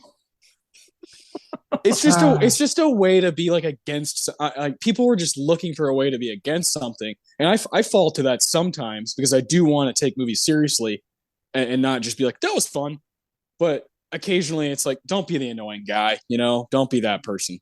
Or I think another thing is, like, because I also, like, I fucking love this man. I was so quick to say, because Eggers hasn't done wrong with me yet. I'm like, y'all, like, no. Which is fantastic. Lighthouse is great. I was so fucking pumped for this. I hope he keeps using and then whatever he comes up with. I was gonna say, like, when he makes Nosferatu, he's gonna call it the vampire. Let's be honest. I hope he does, because having it be the witch, the lighthouse, I'm like, just keep doing that, and don't ever change your titles. I love them. But I personally, like, and it's very, fell in love with this movie, and like you were saying, Adam, with the cinematography and just the shots that he chose, and this idea of, like, exploring the theme of, like, man's folly, the dangers of revenge, like the truest outcome of what happens when you are consumed by just getting revenge, and you see it. No one truly won. Now that her kids are going to be childless, or not childless, fatherless. That's the word I'm looking for. She will have children. Yeah. But it's really that. But those themes, and mixed with, like, some great fucking action sequences, like you're talking about. I think for a lot of people, other than, like, the idiots that just don't want to do research, are pulling the Hamlet card. I do know, like, based off, like, because I saw it opening weekend with a pretty packed house. I think the initial weekend was pretty packed because people were like, "Oh, a Viking movie." But I think it was an Eggers film through and through. It's very, as great as it is, and as a trans I am, he has a very artsy style to his movies. And there's nothing against him, nothing against his films. He especially with, like, Lighthouse was very much experimental, like, what the fuck's going on. This was, like, action, but very much Eggers style. I think the problem is people are turned off by that, which sucks because, again, I've said before on this podcast, so many people are like, I'm tired of remakes, I'm tired of sequels, I'm tired of blah, blah. Yeah, but when something original like this comes out and dares to take the chances that it did, you are turned off by it, and then it flops, and then we don't get these films. So yeah, that's the game. That's the game we play. It's quite frustrating. No, there's so much there with what you just said there, Caleb. Like Austin, you've watched Atlanta and you finished it. Like, that last episode has that. We're giving the finest sushi in the world, the most authentic, like, type of sushi ever, and you just want to go across the street to Popeyes. You know what I mean? It's like after all of that, it's like no, you say you don't want remakes of all that stuff, but, like, here's the thing with, like, the Hamlet thing and, like, the criticism. It's like, even if it is like just like a remake of Hamlet, or it's like, well, that's one of the greatest stories, like, ever told. It's like, so what? Like, if someone does that, like, we do that over and over. Yeah, like, great. I mean, that's fine. Like, if we get, like, another interpretation of that, like, that's awesome. And if it's done creatively and done well, and, like, I mean, Batman is Hamlet. Like, Batman is him being like, fuck you, you killed my dad, I'm gonna fucking kill all of you. That's what we do as storytellers. Like, and in the word of storytelling, right? The well is run dry. Like, there's only so many ways you can tell the same story over and over. But it all depends on how you approach it. Like, look at John Wick. The basis of John Wick, we've seen that story before, but because they delivered it in such a way, in such a style, they made it unique. They made it different. They made it to where you were invested in it. It's why we're getting a fucking fourth film next year. Correct.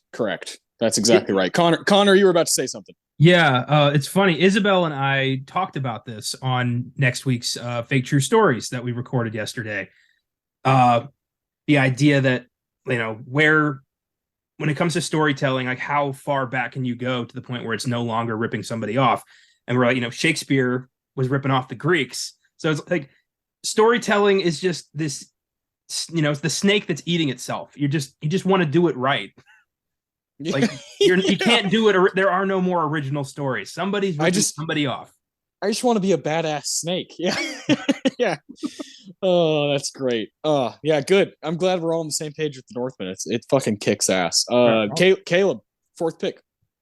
All right. For once, I'll actually get slightly classy with this one. For once. Yeah, no, your list is Terrifier 2, Jackass Forever, and The Sadness. Let's go. It's the truest me that's ever been, felt. You're the guy at the fancy dress dinner party in the tuxedo t-shirt, and I love you for it. Thank you. But I will get a little classier. This is actually, I took it it sounds like a lot of us did upon myself this week to kind of get some more 2022 films in.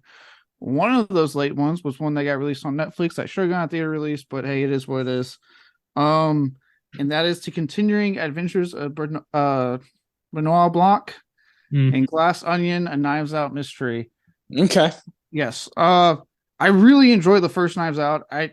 It's everything that I wish those stupid Kenneth Branagh or Agatha Christie movies would be. Yeah. Sorry, Connor. No, I'm with you 100%. I agree. But it was entertaining. It's funny. Daniel Craig looks like he's having a great time, and apparently he is because he's not playing James Bond. They're just great, and I really fell in love with the first one. I was like, wow, this is so fun. And then, seeing the trailer for the second one, I was like, oh, this looks really good. I'm loving this cast. I mean, Edward Norton, Dave Bautista, Kate Hudson. I'm like, oh my God, you just got a fucking cast here. Catherine Hahn, like, let's go. And that's who they advertised. Those all the fun people they didn't advertise. I was like, oh my God. But then watching this film finally, like when it came out on Netflix, because it only had that 1 week theatrical BS. Yeah. And it actually made quite a bit of money in that 1 week. I heard it did make. I heard it made. So, which only made me sit there and go like, Netflix, just put it in theaters and like, God, make it wider. It made money.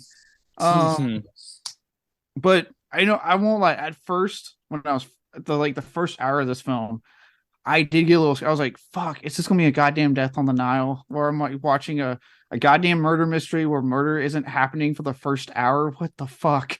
But hey, Rian Johnson, I'm sorry I doubted you, because after that hour, and he, like the title, peels away a layer like an onion and starts revealing everything and starts recontextualizing stuff. Holy shit. I was already like pretty locked in with just that little nugget of worry. And then that worry it went away. It just flew out the window, and I was like even more locked in. And I was like, holy shit, dude, what a fucking, this is how you do a murder mystery. And then mixed all that with like some great fucking humorous moments. One of the best recurring cameo gags, and Noah Segan just popping up going, hey, don't mind me, I'm not here. And then walking out of the frame. And doing it constantly throughout the movie. Or even when like she's looking around the house and she runs into his room and he's like, oh, hey, you want to hang out? Like, yeah, you want to chill? Yeah. Like, and then like I said, Daniel Craig, like he clearly loves his character. He was so much fun to watch in this role, and his hatred for Clue, that was great. It's a dumb game. Yeah. I look, like everyone's been saying it, and I echo that sentiment. At the end of this film, give me more. Give me as much Knives Out as you want. This is such a fun role that Rian Johnson has created, and I will take as many as he is willing to make. Yeah. I think this was a delight. This was hilarious. This was smart. This was a brilliant screenplay. I think adapted screenplay is his to lose next year. This was fun. I like how he keeps paralleling real life by accident. Apparently, like Edward Norton was not supposed to be based on Elon Musk. It just happened. I find that very hard to believe. Yeah, he can tell us that as much as he wants, but come on. Yeah. But it is just really smart, great cast, fun movie. I like that you kind of like, it's kind of obvious who the killer is. Like if you just think about it a minute, but we're here for the journey. We're here for why did it happen and how did it happen, which is Rian Johnson is exceedingly good at that, as we've seen with these two movies. So I say, give him all the money he wants. Let him keep making these. I want to see who else, the other ensembles he's able to get for the next few movies. because he's bringing together the coolest casts. Yeah, and again, but just the ones they advertised, like when Ethan Hawke fucking popped up, I was like, hold on a minute, he wasn't advertised. Yeah, I love the cameo, like Serena Williams just like hanging out in the gym on a hologram, being like, are we doing this or what? Yeah, that's like the level of wealth that he has. It's like so absurd. He's like just has her on call, but like about to work her out. And then I also think like I think Connor, your point about it, like it being about the journey is like much more interesting, is like spot on, because he solves the mystery like so quickly, and he basically says himself, he's like, yeah, but that's not what's interesting. It's like, why would you do this? You know, like why would like let's like solve that bit. And even the initial gag, the like actual fake murder mystery part, it's like in 5 seconds. It's like he's got it all mapped out. Yeah, which is like so good. That's such like a perfect like little encapsulation of like those two characters, and like the Edward Norton guy, like thinking he's so smart, but is like in actuality just like an idiot, you know, who just like happened to like game this system, like make a lot of money. And then the actual smart guy, and you know, Benoit Blanc. And I agree, yeah, Daniel Craig is so good in this. Like he stole the show for me. I mean, obviously he's the star, but I thought he stood out more than anybody else in that movie. My favorite moment was when Norton throws him an iPad, because he solved the mystery. Like, here's your prize. That was so good. All you think is like, let's make this more. If we solve this one, I'll give him an iPad Pro this time. Oh, that's good. Yeah, I remember when the first one came out, I wasn't like crazy about it, but I liked it. And this one, I'm kind of the same boat. Like I like it. I have fun, have a good time. I wish it wasn't as long. But my favorite thing is watching the ensemble, is watching these actors like clearly have a good time. And Connor and I were kind of messing around, like, oh, who would you like if you could pick 8 people to act alongside Daniel Craig? You know, it's just like you can just throw together the craziest bunches of people, and Rian Johnson will probably get it to work, because this is a very random group. You know, Catherine Hahn, Leslie Odom, Dave Bautista, like Edward Norton being. I think there's a clear hierarchy. You know, it's like, all right, this is Daniel Craig's movie. After that, like Edward Norton and Janelle Monáe are definitely, you know, acting a ton. You know, what's the girl's name that plays Whiskey? Madeline Klein. That's right. Like her and Dave Bautista don't have a ton to do. Catherine Hahn's really just there to be like, whoa, you know, like she doesn't get a ton to do. Kate Hudson's just kind of the ditzy. You know, there's a clear hierarchy, which I think works. Like, I think that's why these movies work, is like Rian Johnson knows how to write for each person, knows like how much screen time to give everybody, and how much actual spotlight they'd each get. So I think that's why they work so well. And I could see them like stringing together, you know, 5 or 6 of these fucking movies before Daniel Craig is too old, you know? I really think we have a real franchise here that is not based off of, you know, IP. Yeah. Well, and Daniel Craig has said he will play this till like the day he dies. Like he loves this. Like Dave Bautista said in an interview, because you know Dave Bautista was in Spectre with them. He played like the bad guy's henchman, and he said this was the first time he's seen him happy, because apparently the Daniel Craig he got on Spectre wasn't a happy man. He's like, yeah, on here he was cracking jokes, smiling. It was great. Yeah, it's kind of sad. It is. But it's funny that you like right when you said that you know, Craig said, oh, I'll play this character forever. I just thought of it as like, man, that's the opposite of how he felt about Bond. It's like he's like so ready to be done with it, which is funny because like that's the character that'll, you know, he'll be forever known for, you know, is playing James Bond successfully. So he wanted out since day one. After Casino Royale, he's like, let me go, and they're like, no. And or more. Yeah. Well, thankfully, he has the Knives Out franchise. He clearly loves it, and I'd say, hey, keep going. I will say, Kate Hudson. I know Connor, and I forgot that scene was funny, but the best Kate Hudson in that movie is when her assistant asked her, "Please tell me you didn't think a sweatshop is where they make sweatpants." Sweatpants, yeah. And the look she gives him, you're like, oh god. Yeah. Oh dear. That was great. My favorite bit is when they do the flashback at the Glass Onion, that bar. I thought those scenes were great. Dave Bautista's hairpiece. Yeah. All of them look crazy, but if you've seen the movie Magnolia, Edward Norton is dressed the exact same as Frank T.J. Mackey, Tom Cruise's character. And I was like, that had to be on purpose, because, you know, Frank T.J. Mackey in Magnolia is a complete shithead, like complete douchebag who thinks he has everything under control, and he quite frankly does not. I mean, he's dressed to a T, the exact same. I told Connor that, and he was like, yeah, I caught that. I wonder, like, why that happened, but Well, I like those flashback scenes because it's so true to the character. A college kid in the '90s who knows absolutely nothing but surface knowledge is going to model himself after Frank T.J. Mackey. That's true. That's true.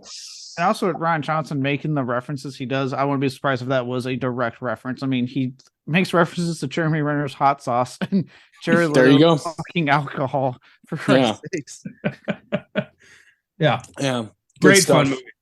Yeah, in a great movie for, hey, it's on Netflix, it's Christmas time, let's gather together and fucking watch this fun movie. That's kind of for everybody. It's not going to completely pulverize you and be too violent. It's not going to be completely inappropriate. It's going to be fun. It's going to be a good time. So I think the marketing was great.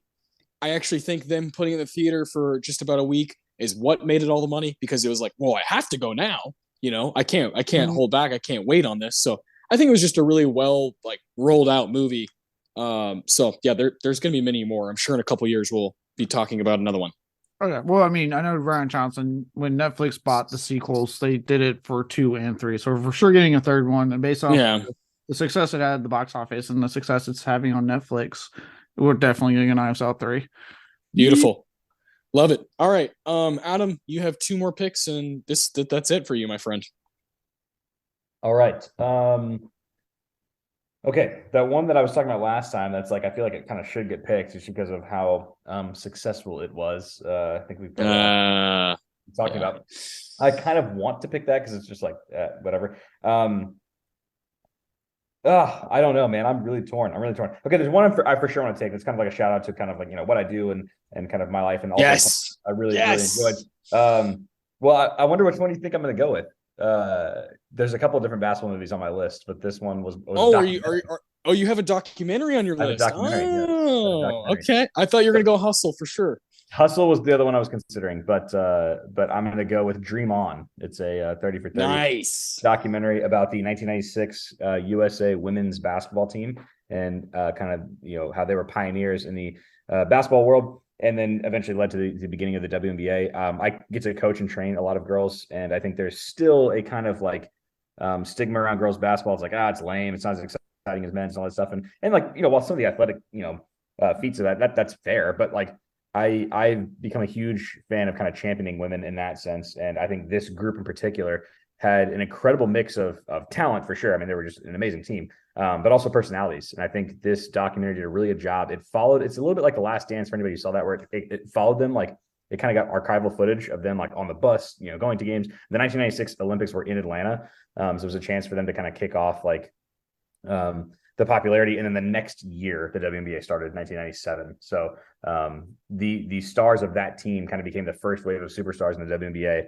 And it just kind of showed how far we've come. I mean, it's still nowhere near where it should be in terms of the kind of financial backing of women's sports and things like that. But we've come a long way in those 26 years since then. And it's really, really well done. And again, the characters involved in the making of the movie, there's kind of interviews with them in the present, and then also archival footage at the same time. It's about 3 hours, I think. I think they released it in a couple different parts. Austin, you watched it, right? Yeah, it's 2.5 hours. Okay. Okay. Yeah, I mean, just a dream. So it's just a dream for me. Yeah, I'm obsessed with this one. Yeah. I think I really do think people who don't even like basketball would like it if you're a fan of just yeah.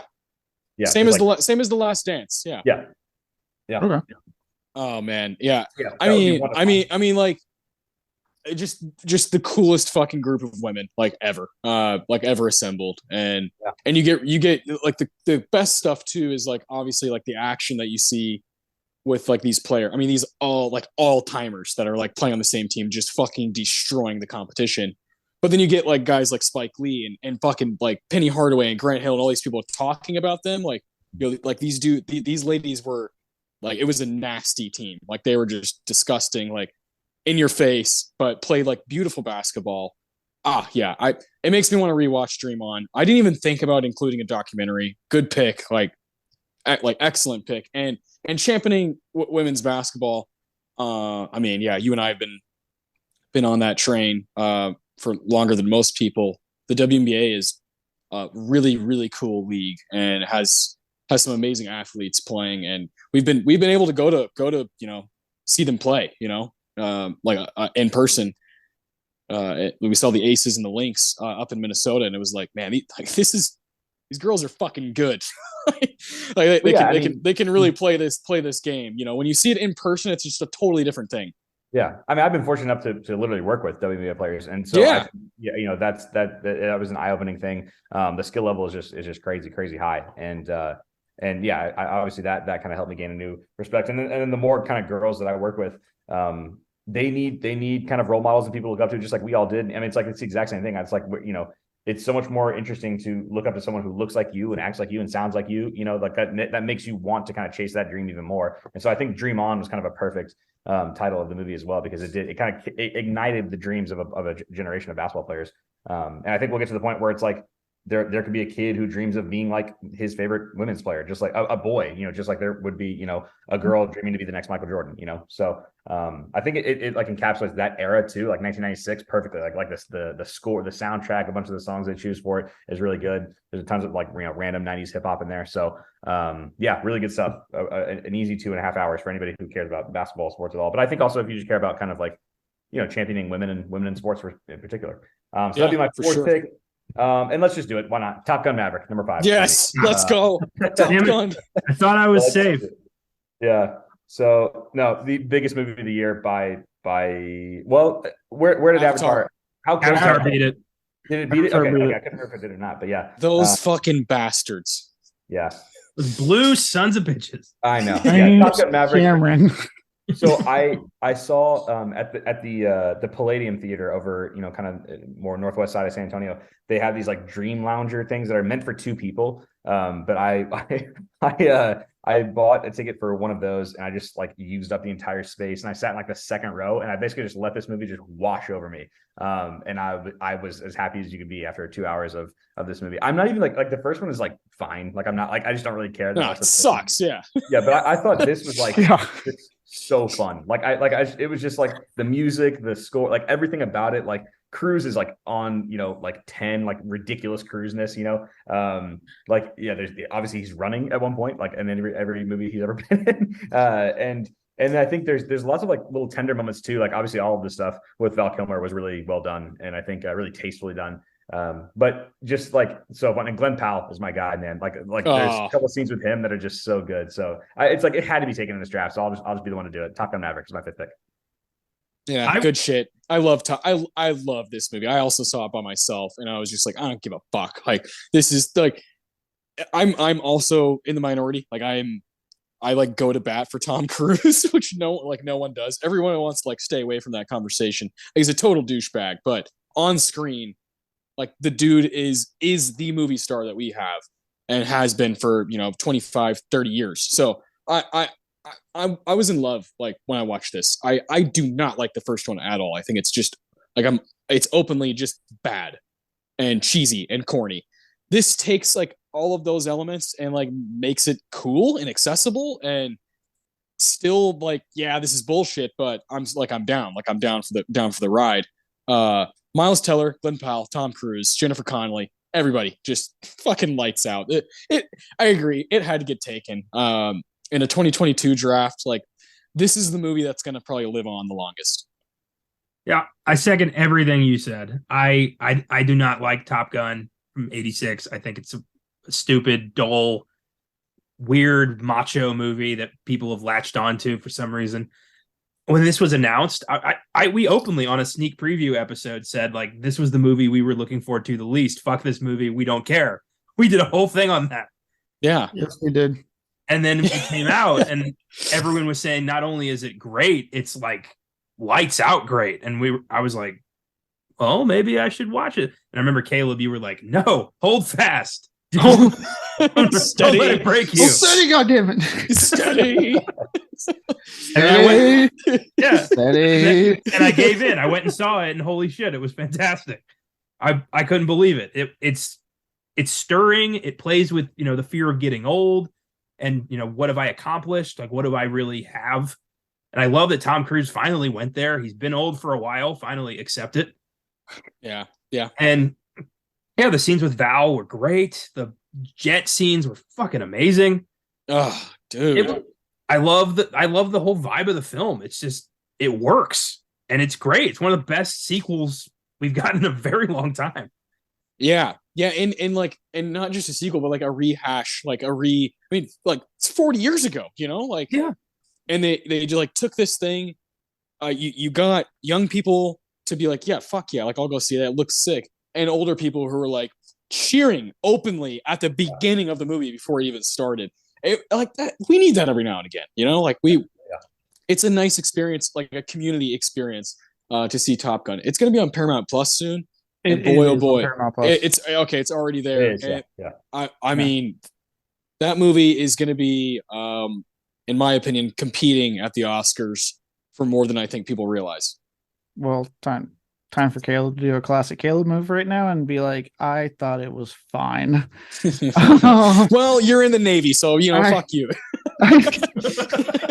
Okay, so do I not like Tom Cruise like as a person? God no, the guy's a douchebag. I'm with you though. Acting wise, the man's like there's a reason he is still a box office star. Yeah. He has charisma. He's a good actor. I am personally really looking forward to the new Mission Impossible next year. I will actually probably go see that one in theaters. See you at the movies.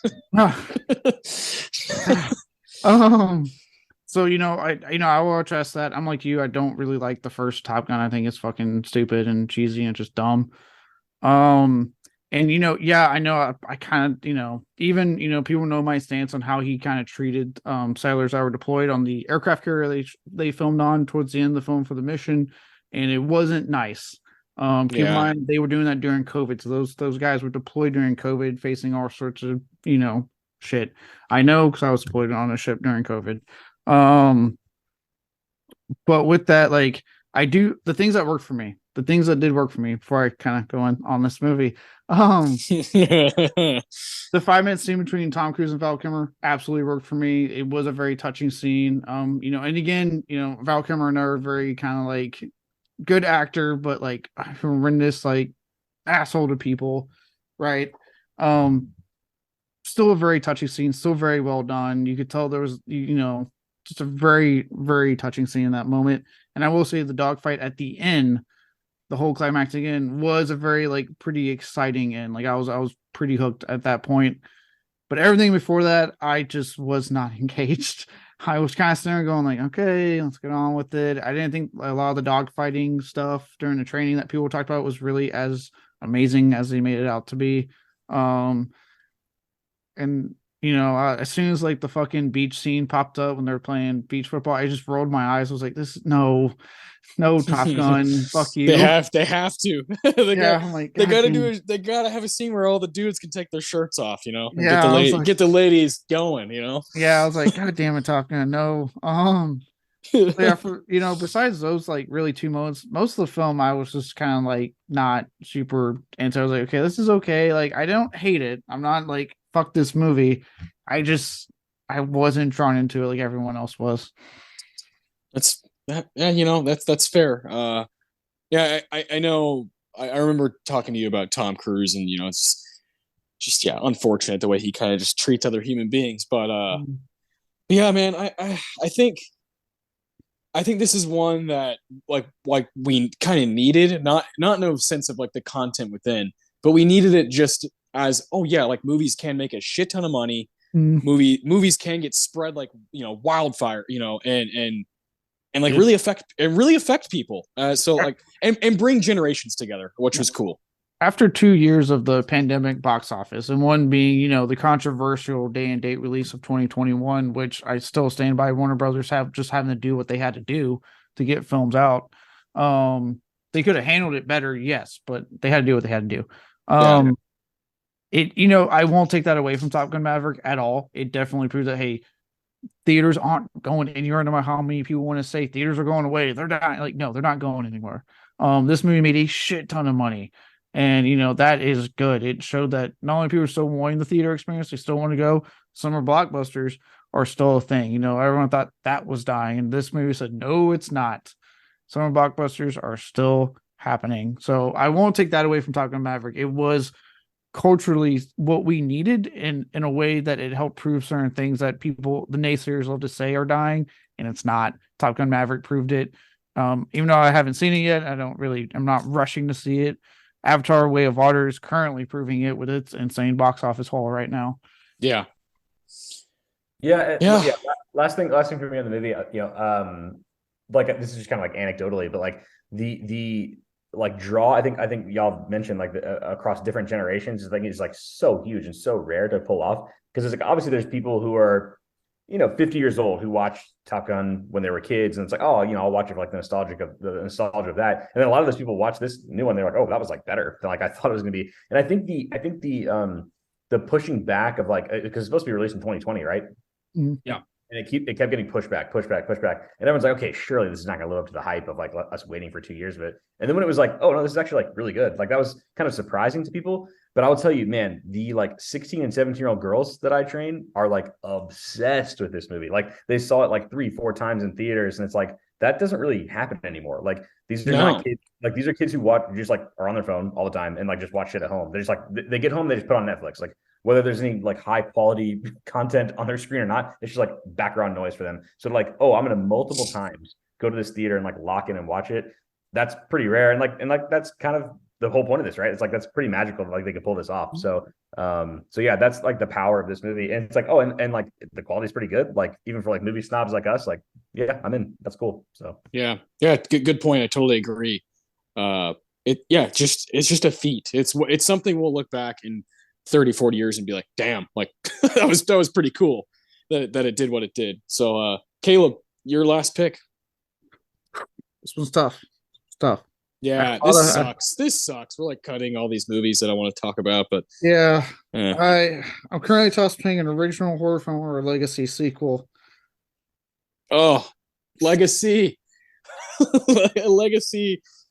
To clarify, the legacy sequel will not be Halloween Ends. I know. I don't like Halloween Ends. I'm with you. I know what it's gonna be. Yeah, fuck that movie so much. I'm gonna go legacy sequel, and I'm gonna go with Five Cream. Yeah. Yes. No, I'm gonna go with Scream. Five Cream, baby. Let me quickly before I praise this film. It bugs the shit out of me that the new one is called Scream 6. Because now we have Scream, Scream 2, Scream 3, Scream 6. Just call it Scream 5. But other than that, that's just my OCD part of my brain kicking in.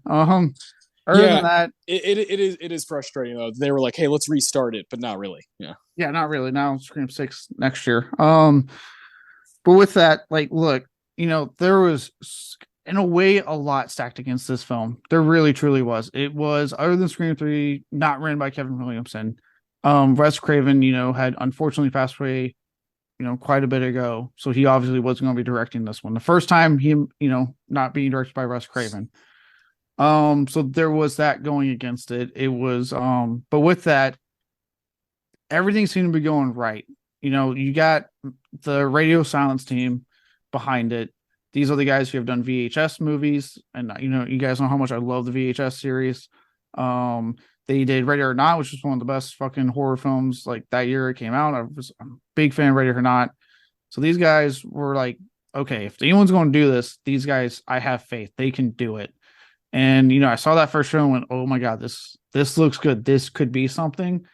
And thankfully, I wasn't the only one. It was a huge success because we're obviously getting Scream 6, and I know the theater I went to was packed.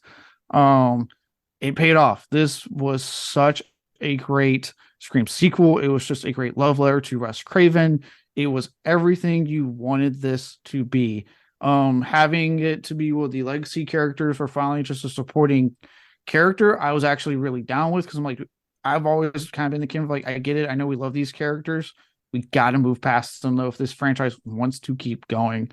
And I love how they utilize them in this movie. The new cast, new cast was great. Ghostface was like probably to me the most terrifying he has been. Like, holy shit, was this a brutal, just like pissed off Ghostface? I love that. I don't want to ruin it, but a certain legacy character, R.I.P., great fucking moment in the movie. And as and having, I'll admit it, when the movie ended and it said, for Wes at the end, I got a little teary-eyed. It really hit me in that moment. I was like, damn, But very much love this film. Was so glad to see it come back in such a big way. See people respond the way they did to it, and that we're getting a Scream 6 now, coming out by the time this episode comes out, later in the year. So I'm very happy. Dude, this came out like in February. Like it's like almost a full year ago, and I still like think about it. I rewatched it in October because I love watching the Scream movies during October. One of my favorite franchises, even though I don't love every single movie, I love all of them for their own reasons. This is probably my second favorite behind the first one. I had such a blast with this. I thought all the twists and turns were great.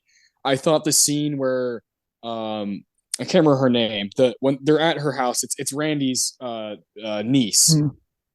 When she explains like what's going on, I was just like, this is one of my favorite scenes of the whole year. The way she explains like what sequels are, what legacy is, what prequel, and all these different things that are like horror staples. It was just like bone chilling, just listening to her talk about it and kind of pick apart the room.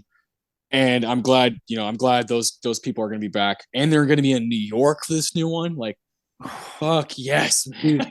Everything about Scream 6 sounds. Everything about Scream 6 sounds great. New York, you got the cast we love back. They're bringing in people like fucking Hayden Panettiere's finally making her triumphant return. Yes. I got one of my more favorite horror actresses working. Samara Weaving is going to be in this new one. Like, I'm so fucking pumped for Scream 6.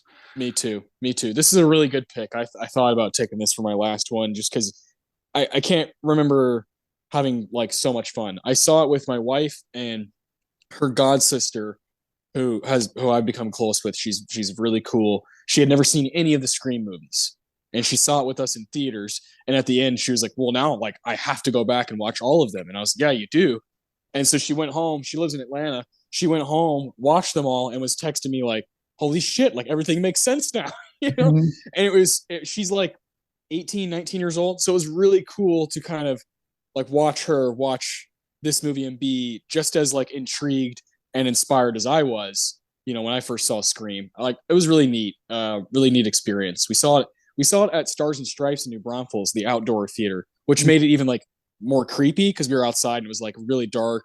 Oh shit. You're like Ghostface is just, in the other car right there. It was a cool experience. So I'll always remember that. Yeah, Scream was fun. This was good. I was pretty sure this was going to be good. And I loved these guys knew what they were doing. It felt like if anybody was going to do justice to Wes Craven's universe, it was going to be these guys. And I loved it. I'm looking forward to 6. I've already made plans with a friend to go see it. We're counting down the days. It's gonna be great.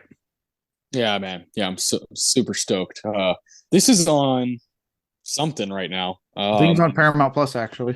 Okay, there you go. It's on Paramount Plus if you want to check it out. One of my favorite scenes in that movie, other than like a big, I don't know if you've seen it, Adam. So this one I don't want to spoil.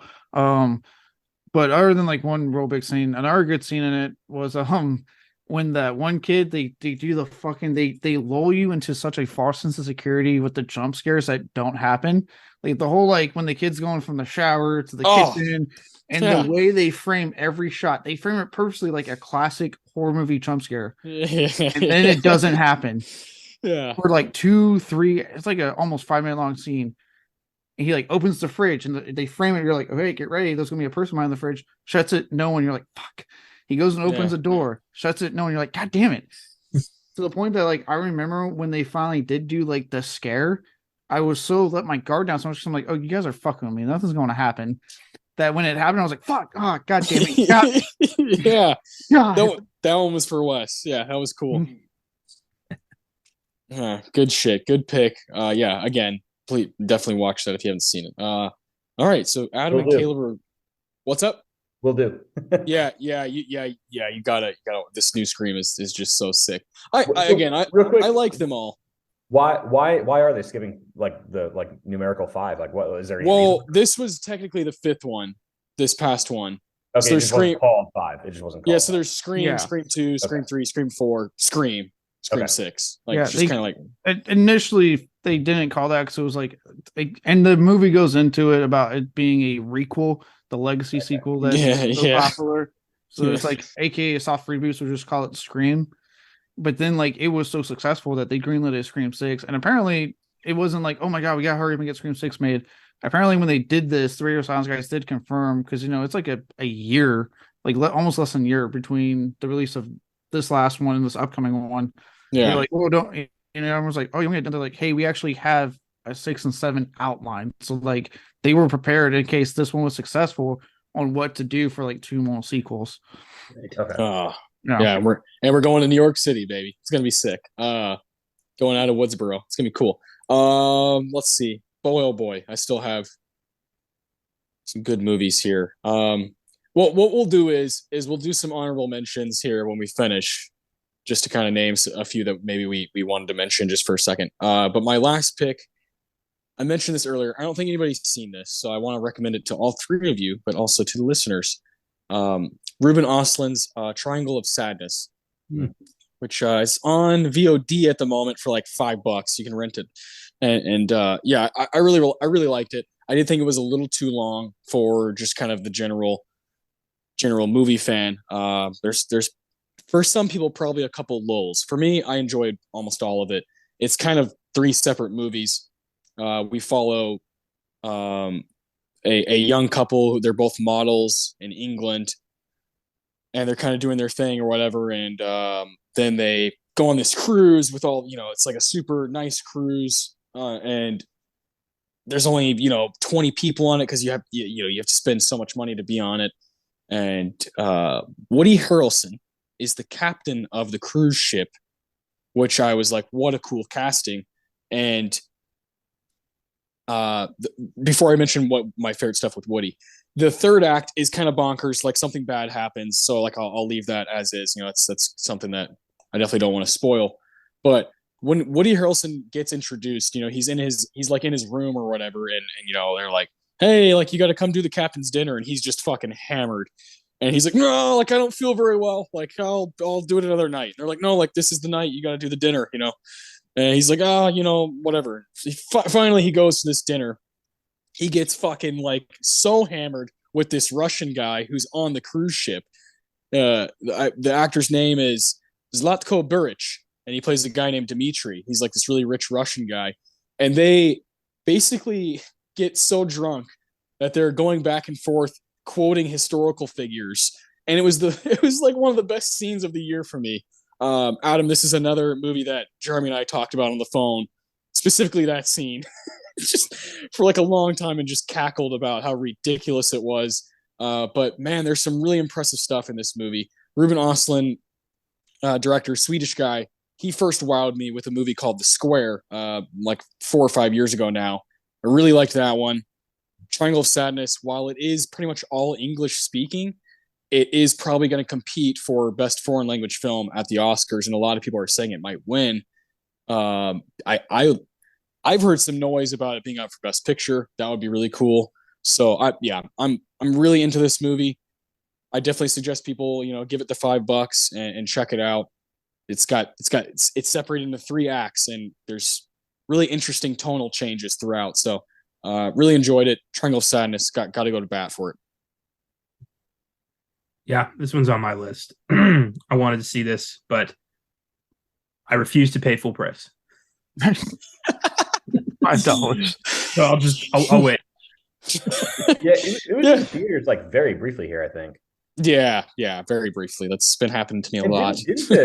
Didn't the actress that plays didn't she die? Yeah. Oh, I think you're right. I don't know how to say her name properly. Yeah, South African, I believe. Yeah. I really don't even know. Charlby?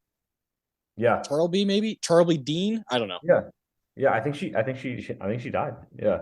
Yes. Yeah. It's, she's pretty damn good in it.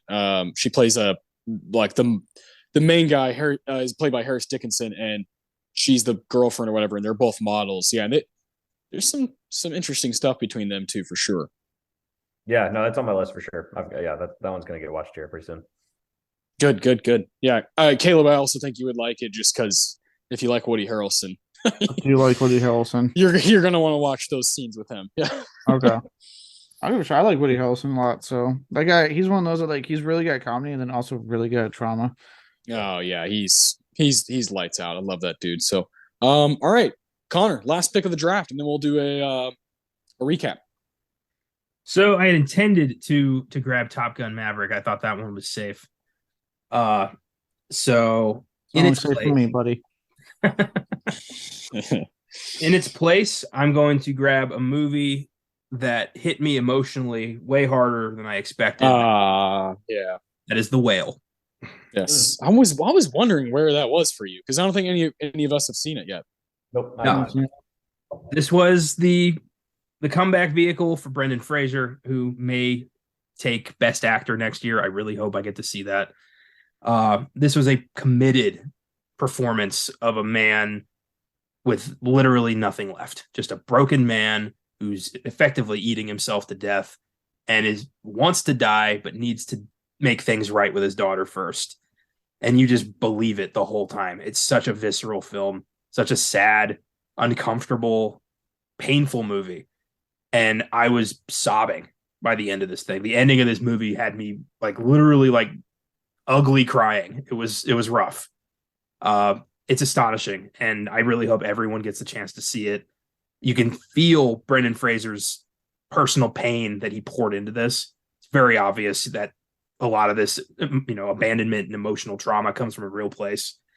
And I just want to keep singing this film's praises because it's not doing as well as I want it to, and I want this to be successful because it deserves to be. Yeah, good. Yeah. I'm glad you get to talk about it. I plan on seeing this next week on one of my off days.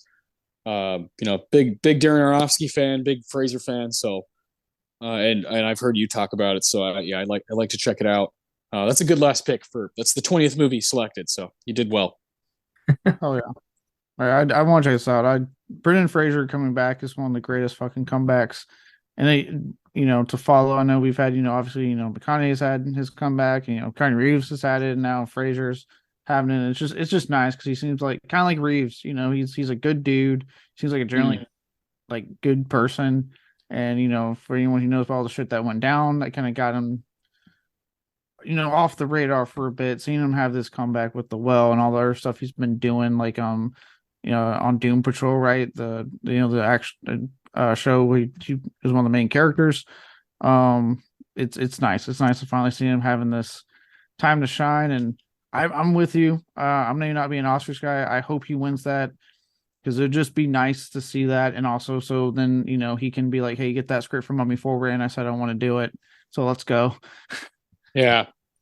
Oh man, to see him grab the gold statue would be really special. It'd be a full on comeback, all the way full circle from box office success to a nobody to Oscar winner. Yeah, it'd be pretty special.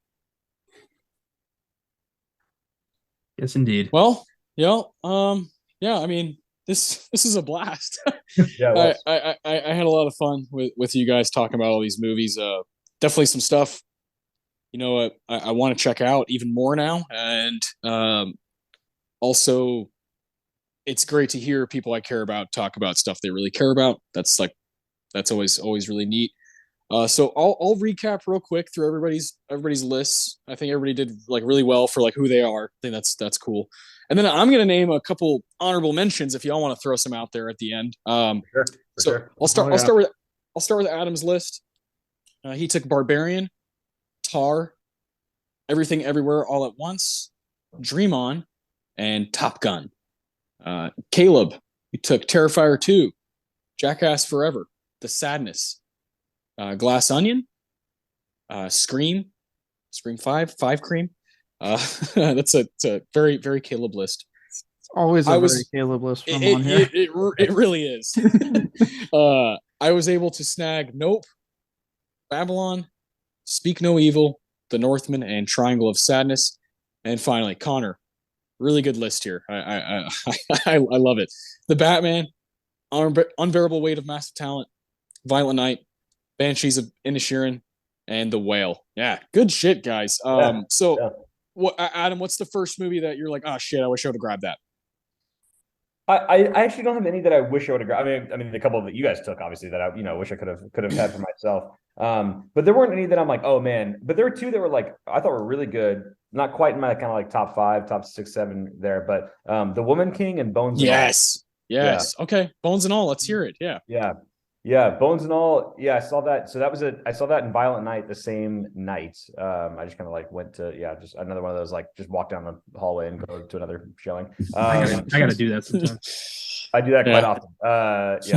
I am a cheap bastard. So I approve. I like what I'm hearing. Hence the popcorn acquiring, as you so elegantly put it. Yes. Yes. Yeah, I thought it was really good. Like I was a little bit like, man, do I really want to like sit through like this? And like I know there's gonna be some kind of intense moments in this, but I didn't really care about that. Like it kind of has this creeping sense of like inevitability of like what's probably going to happen to at least one of the characters, and it, and eventually does. But I thought Chalamet was really good, and like a kind of a perfect fit for this type of movie. And I don't know. I thought that was just like really solid. And then The Woman King, like it was one of those like, man, that was cool. Like when I left the theater, then the more I thought about it, I was like, wow, that movie like really kind of kicked ass. That was like awesome. This is just like an absolute like monster, that movie. So yeah, that one kind of stood out like as like, oh, that would have been cool if that would have got taken by somebody. And it probably would have been, I bet Woman King would have been my next pick if one of my other ones would have got taken. Same. I thought about The Woman King. I thought that movie was so badass. Like whether it's historically inaccurate, don't really care. Like neither is Gladiator, so I don't really give a fuck. I just I love watching Viola Davis, and watching her just like destroy people was very rewarding. Yeah, and last very quickly, Austin, you mentioned Hustle. I'm someone who's as into the NBA and Adam Sandler as we were growing up. That has just like a million cameos and was just like a really fun movie. It was like much better than it had any right to be. And then one other documentary real quick. This actually was on Netflix. One of the few things I watched on Netflix this year. The Figo affair, about the transfer of Luis Figo from Barcelona to Real Madrid and kind of everything that went into that. That's kind of a deep cut for anybody who's a soccer fan out there. That is well worth the watch. I think it's about an hour and 40 minutes. So kind of a notorious transfer in the history of soccer of the millennium. Really cool story, and it kind of shows the obsession of fandom in different parts of the world, and also the like weight of celebrity, if you will. It's really, really good. So nice. Yeah. Good shit. Good call. Connor, what do you got? I toyed with The Menu. Yeah. This was a really cool, creative, original movie, kind of, a black comedy about insufferable foodie people who I just can't stand foodies. I hate that word. Foodies. Right. Like, I'm a foodie. Like, no, you're an idiot. Yeah. Well, I'm like on Taylor-Joy. Just give me a goddamn burger and fries. Do not reconstruct this shit. Just give me what I want. That burger looks so good. Perfect. The bread course without bread, and everyone being like, "Oh, that's brilliant! Look at he's making and Anya Taylor-Joy is like, she's fucking with us. Like he's fucking with us. You don't see that? That was fantastic. The menu was good. Yeah, I really enjoyed it. I really liked Confess Fletch. Yes. That movie got like completely ignored this year. It was out for like a week, made nothing, nobody cared. And then I watched it on Showtime and I couldn't stop laughing. Like, what happened? I don't know. Adam, last week we recorded and I mentioned how I had seen Confess Fletch, and so did Connor. So we talked about it, and I was like, yeah, Adam's the only person in the United States that saw it in theater. Yeah. No, I was the only person in my showing. It was, again, another day where I saw like, one or two movies in like a sitting, and I just like walked down the hallway. I was like, man, I don't know. I love John Hamm. Like, why not? Like, I'll go watch this. And I was like, this is way better again than it has like any right to be. And Hamm was so good. Like, I thought Hamm was awesome. The gag of his like driver's license photo being him mid yawn had me cackling. That was great. Yeah. No, it was like legit funny. Like I laughed like quite a bit, like more than I thought I would. Yeah. Good. That's a good call. That was gonna be one of mine for sure. I love that one. And then the last one I want to shout out is Prey. Yes, I was wondering if even Caleb would talk about that. Yeah. I was tossing it around myself. Yeah, that was awesome. We got to watch that together when I went up and visited you earlier this year. That was a blast. We kept making gags about the movie because that's what we do when we watch movies together. And it was just a badass Predator movie. Like, finally, a good one. It's been a minute. Took a while, but we got it. And such a great concept, Predator versus the Comanche. Are you fucking kidding me? Yes. And it was awesome. That movie kicked ass. I just wish it got a physical release so I could put it in my collection. Yeah, truly. Caleb, anything else aside from Prey? Oh yeah, no. Kind of going back, being classic Caleb and praising that, which has been the horror of 2022. Besides Prey, if we're sticking with a legacy sequel, I thought Hellraiser fucking brought that franchise back in the best possible way. The new one that came out on Hulu was fan-fucking-tastic. After years of let's just take a script and throw pin it into it, but it was clearly not meant to be a Hellraiser movie, followed by like 2 sequels that were just done to retain the rights because Harvey Weinstein was a fucking monster. Having one made by people that love the franchise, that love the characters, that wanted to make a fucking Hellraiser movie was so refreshing, and it was really good. Jamie Clayton, fuck all the guys that were sitting there making such a big deal about the change of gender for Pinhead, or as they called her, the Hell Priest in the new one. Because you clearly haven't read Clive Barker's actual like novel was based on. She was excellent in it, so yeah, very happy with the new Hellraiser. I was, want to shout that one out. And then Ty West this year. I want to shout him out. Holy shit. The two for that was X and Pearl. Oh my God. Mia Goth, again, she'll probably get snubbed, but what a performance in 3 different characters, or 2, but 3 variations in a way across 2 movies. I mean, you have, Maxine and X, but also she plays, Pearl and X as well, and then the younger version in the prequel movie, and she's knocking it out of the park. And how Ty West achieved 2 very distinct type of films, but telling one cohesive story. X is, straight up, it's 70s porn meets Texas Chainsaw Massacre, and it works. And then Pearl is 1930s, Americana type film. It's very Wizard of Oz. And again, it works. So I want to shout those out on the original front. And then, besides that, like, I'm not going to name every single one, but Smile, another good original film. Yeah. Kicked ass this year. And then besides that, I'm not going to name everything, but Shudder had a great year between things like VHS 99, Watcher, Deadstream, Christmas Bloody Christmas, Spine of Night. Like, they were kicking ass this year. I do really real quick want to say, like, check out The Spine of Night. That is one of the most creative, visually stunning films I've seen in a very long time. I think you guys would dig that. Okay. That's on Shudder? Yeah. It's on Shudder, yeah. Okay. Mad God's another good one. If you like out there stuff, Phil Tippett's like 30 years in the making film. Like, his fucking passion project finally came out. Shudder put it on their site, and it's a movie. Yeah, I like hearing that. Yeah. Okay, good. We got some good stuff. I'll name 2. I almost picked Cronenberg's new film, Crimes of the Future. Thought that movie was fucking sick. Loved the performances, loved how fucking weird it was. Loved the costume design was great, production design, all that stuff. That's my favorite thing about Cronenberg is you're gonna go somewhere very weird and very scary. That one was great. And then Pixar's film Turning Red. God damn, Turning Red is awesome. It's probably my daughter's favorite movie from this past year.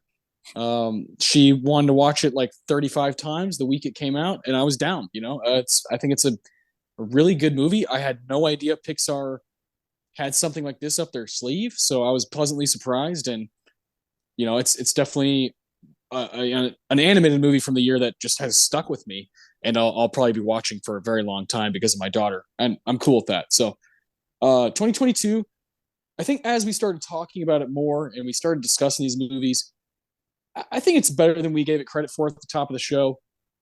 I do think there's not a bunch of masterpieces or anything. Yeah.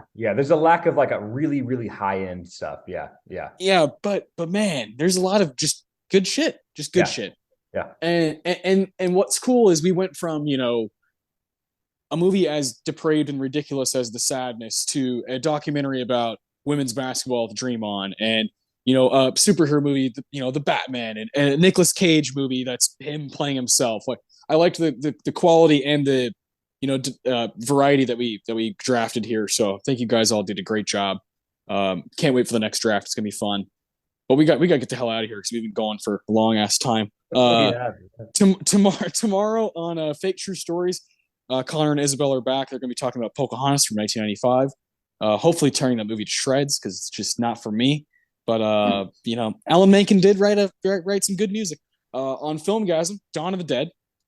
That's a pretty good movie to start out with. On Filmgasm for 2023. On Beyond the Bad, Plan 9 from Outer Space. Look at the variety we have here. That's great. And then next week on Oscar Sunday, we're going to tackle another Akira Kurosawa film, 1985, Ran. Cannot wait for that. We haven't done Kurosawa since, I guess, Rashomon, Connor? Yeah, we've only done him once. So yeah, that's the what's up? To quickly add on the Beyond the Bad, it is I want to point out also it's the 1 year anniversary of Beyond the Bad. Hence why we did Plan 9. I decided to go big with a more well-known. Go big or go home, baby. Right. Go big or go home in the realm of Beyond the Bad. So, take that how you will. So 1 year already. Jesus. Yep. 1 year. So we're doing that. And also me and Connor will be doing our just like we kind of celebrated what we liked in this year.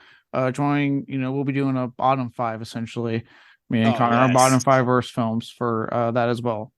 Good. I'm excited to hear that. We got a big week coming up with all kinds of movies, and we're excited to start 2023 and do all kinds of stuff. Expect more episodes like this on Oscar Sunday, where we're not tackling a specific film, but more just kind of highlighting a bunch of different shit because this is a lot of fun. So keep following us on Twitter, Instagram, Facebook at FilmGazm. Check out the website, filmgazm.com for new reviews and all kinds of shit. And we'll see you guys tomorrow for Fake True Stories.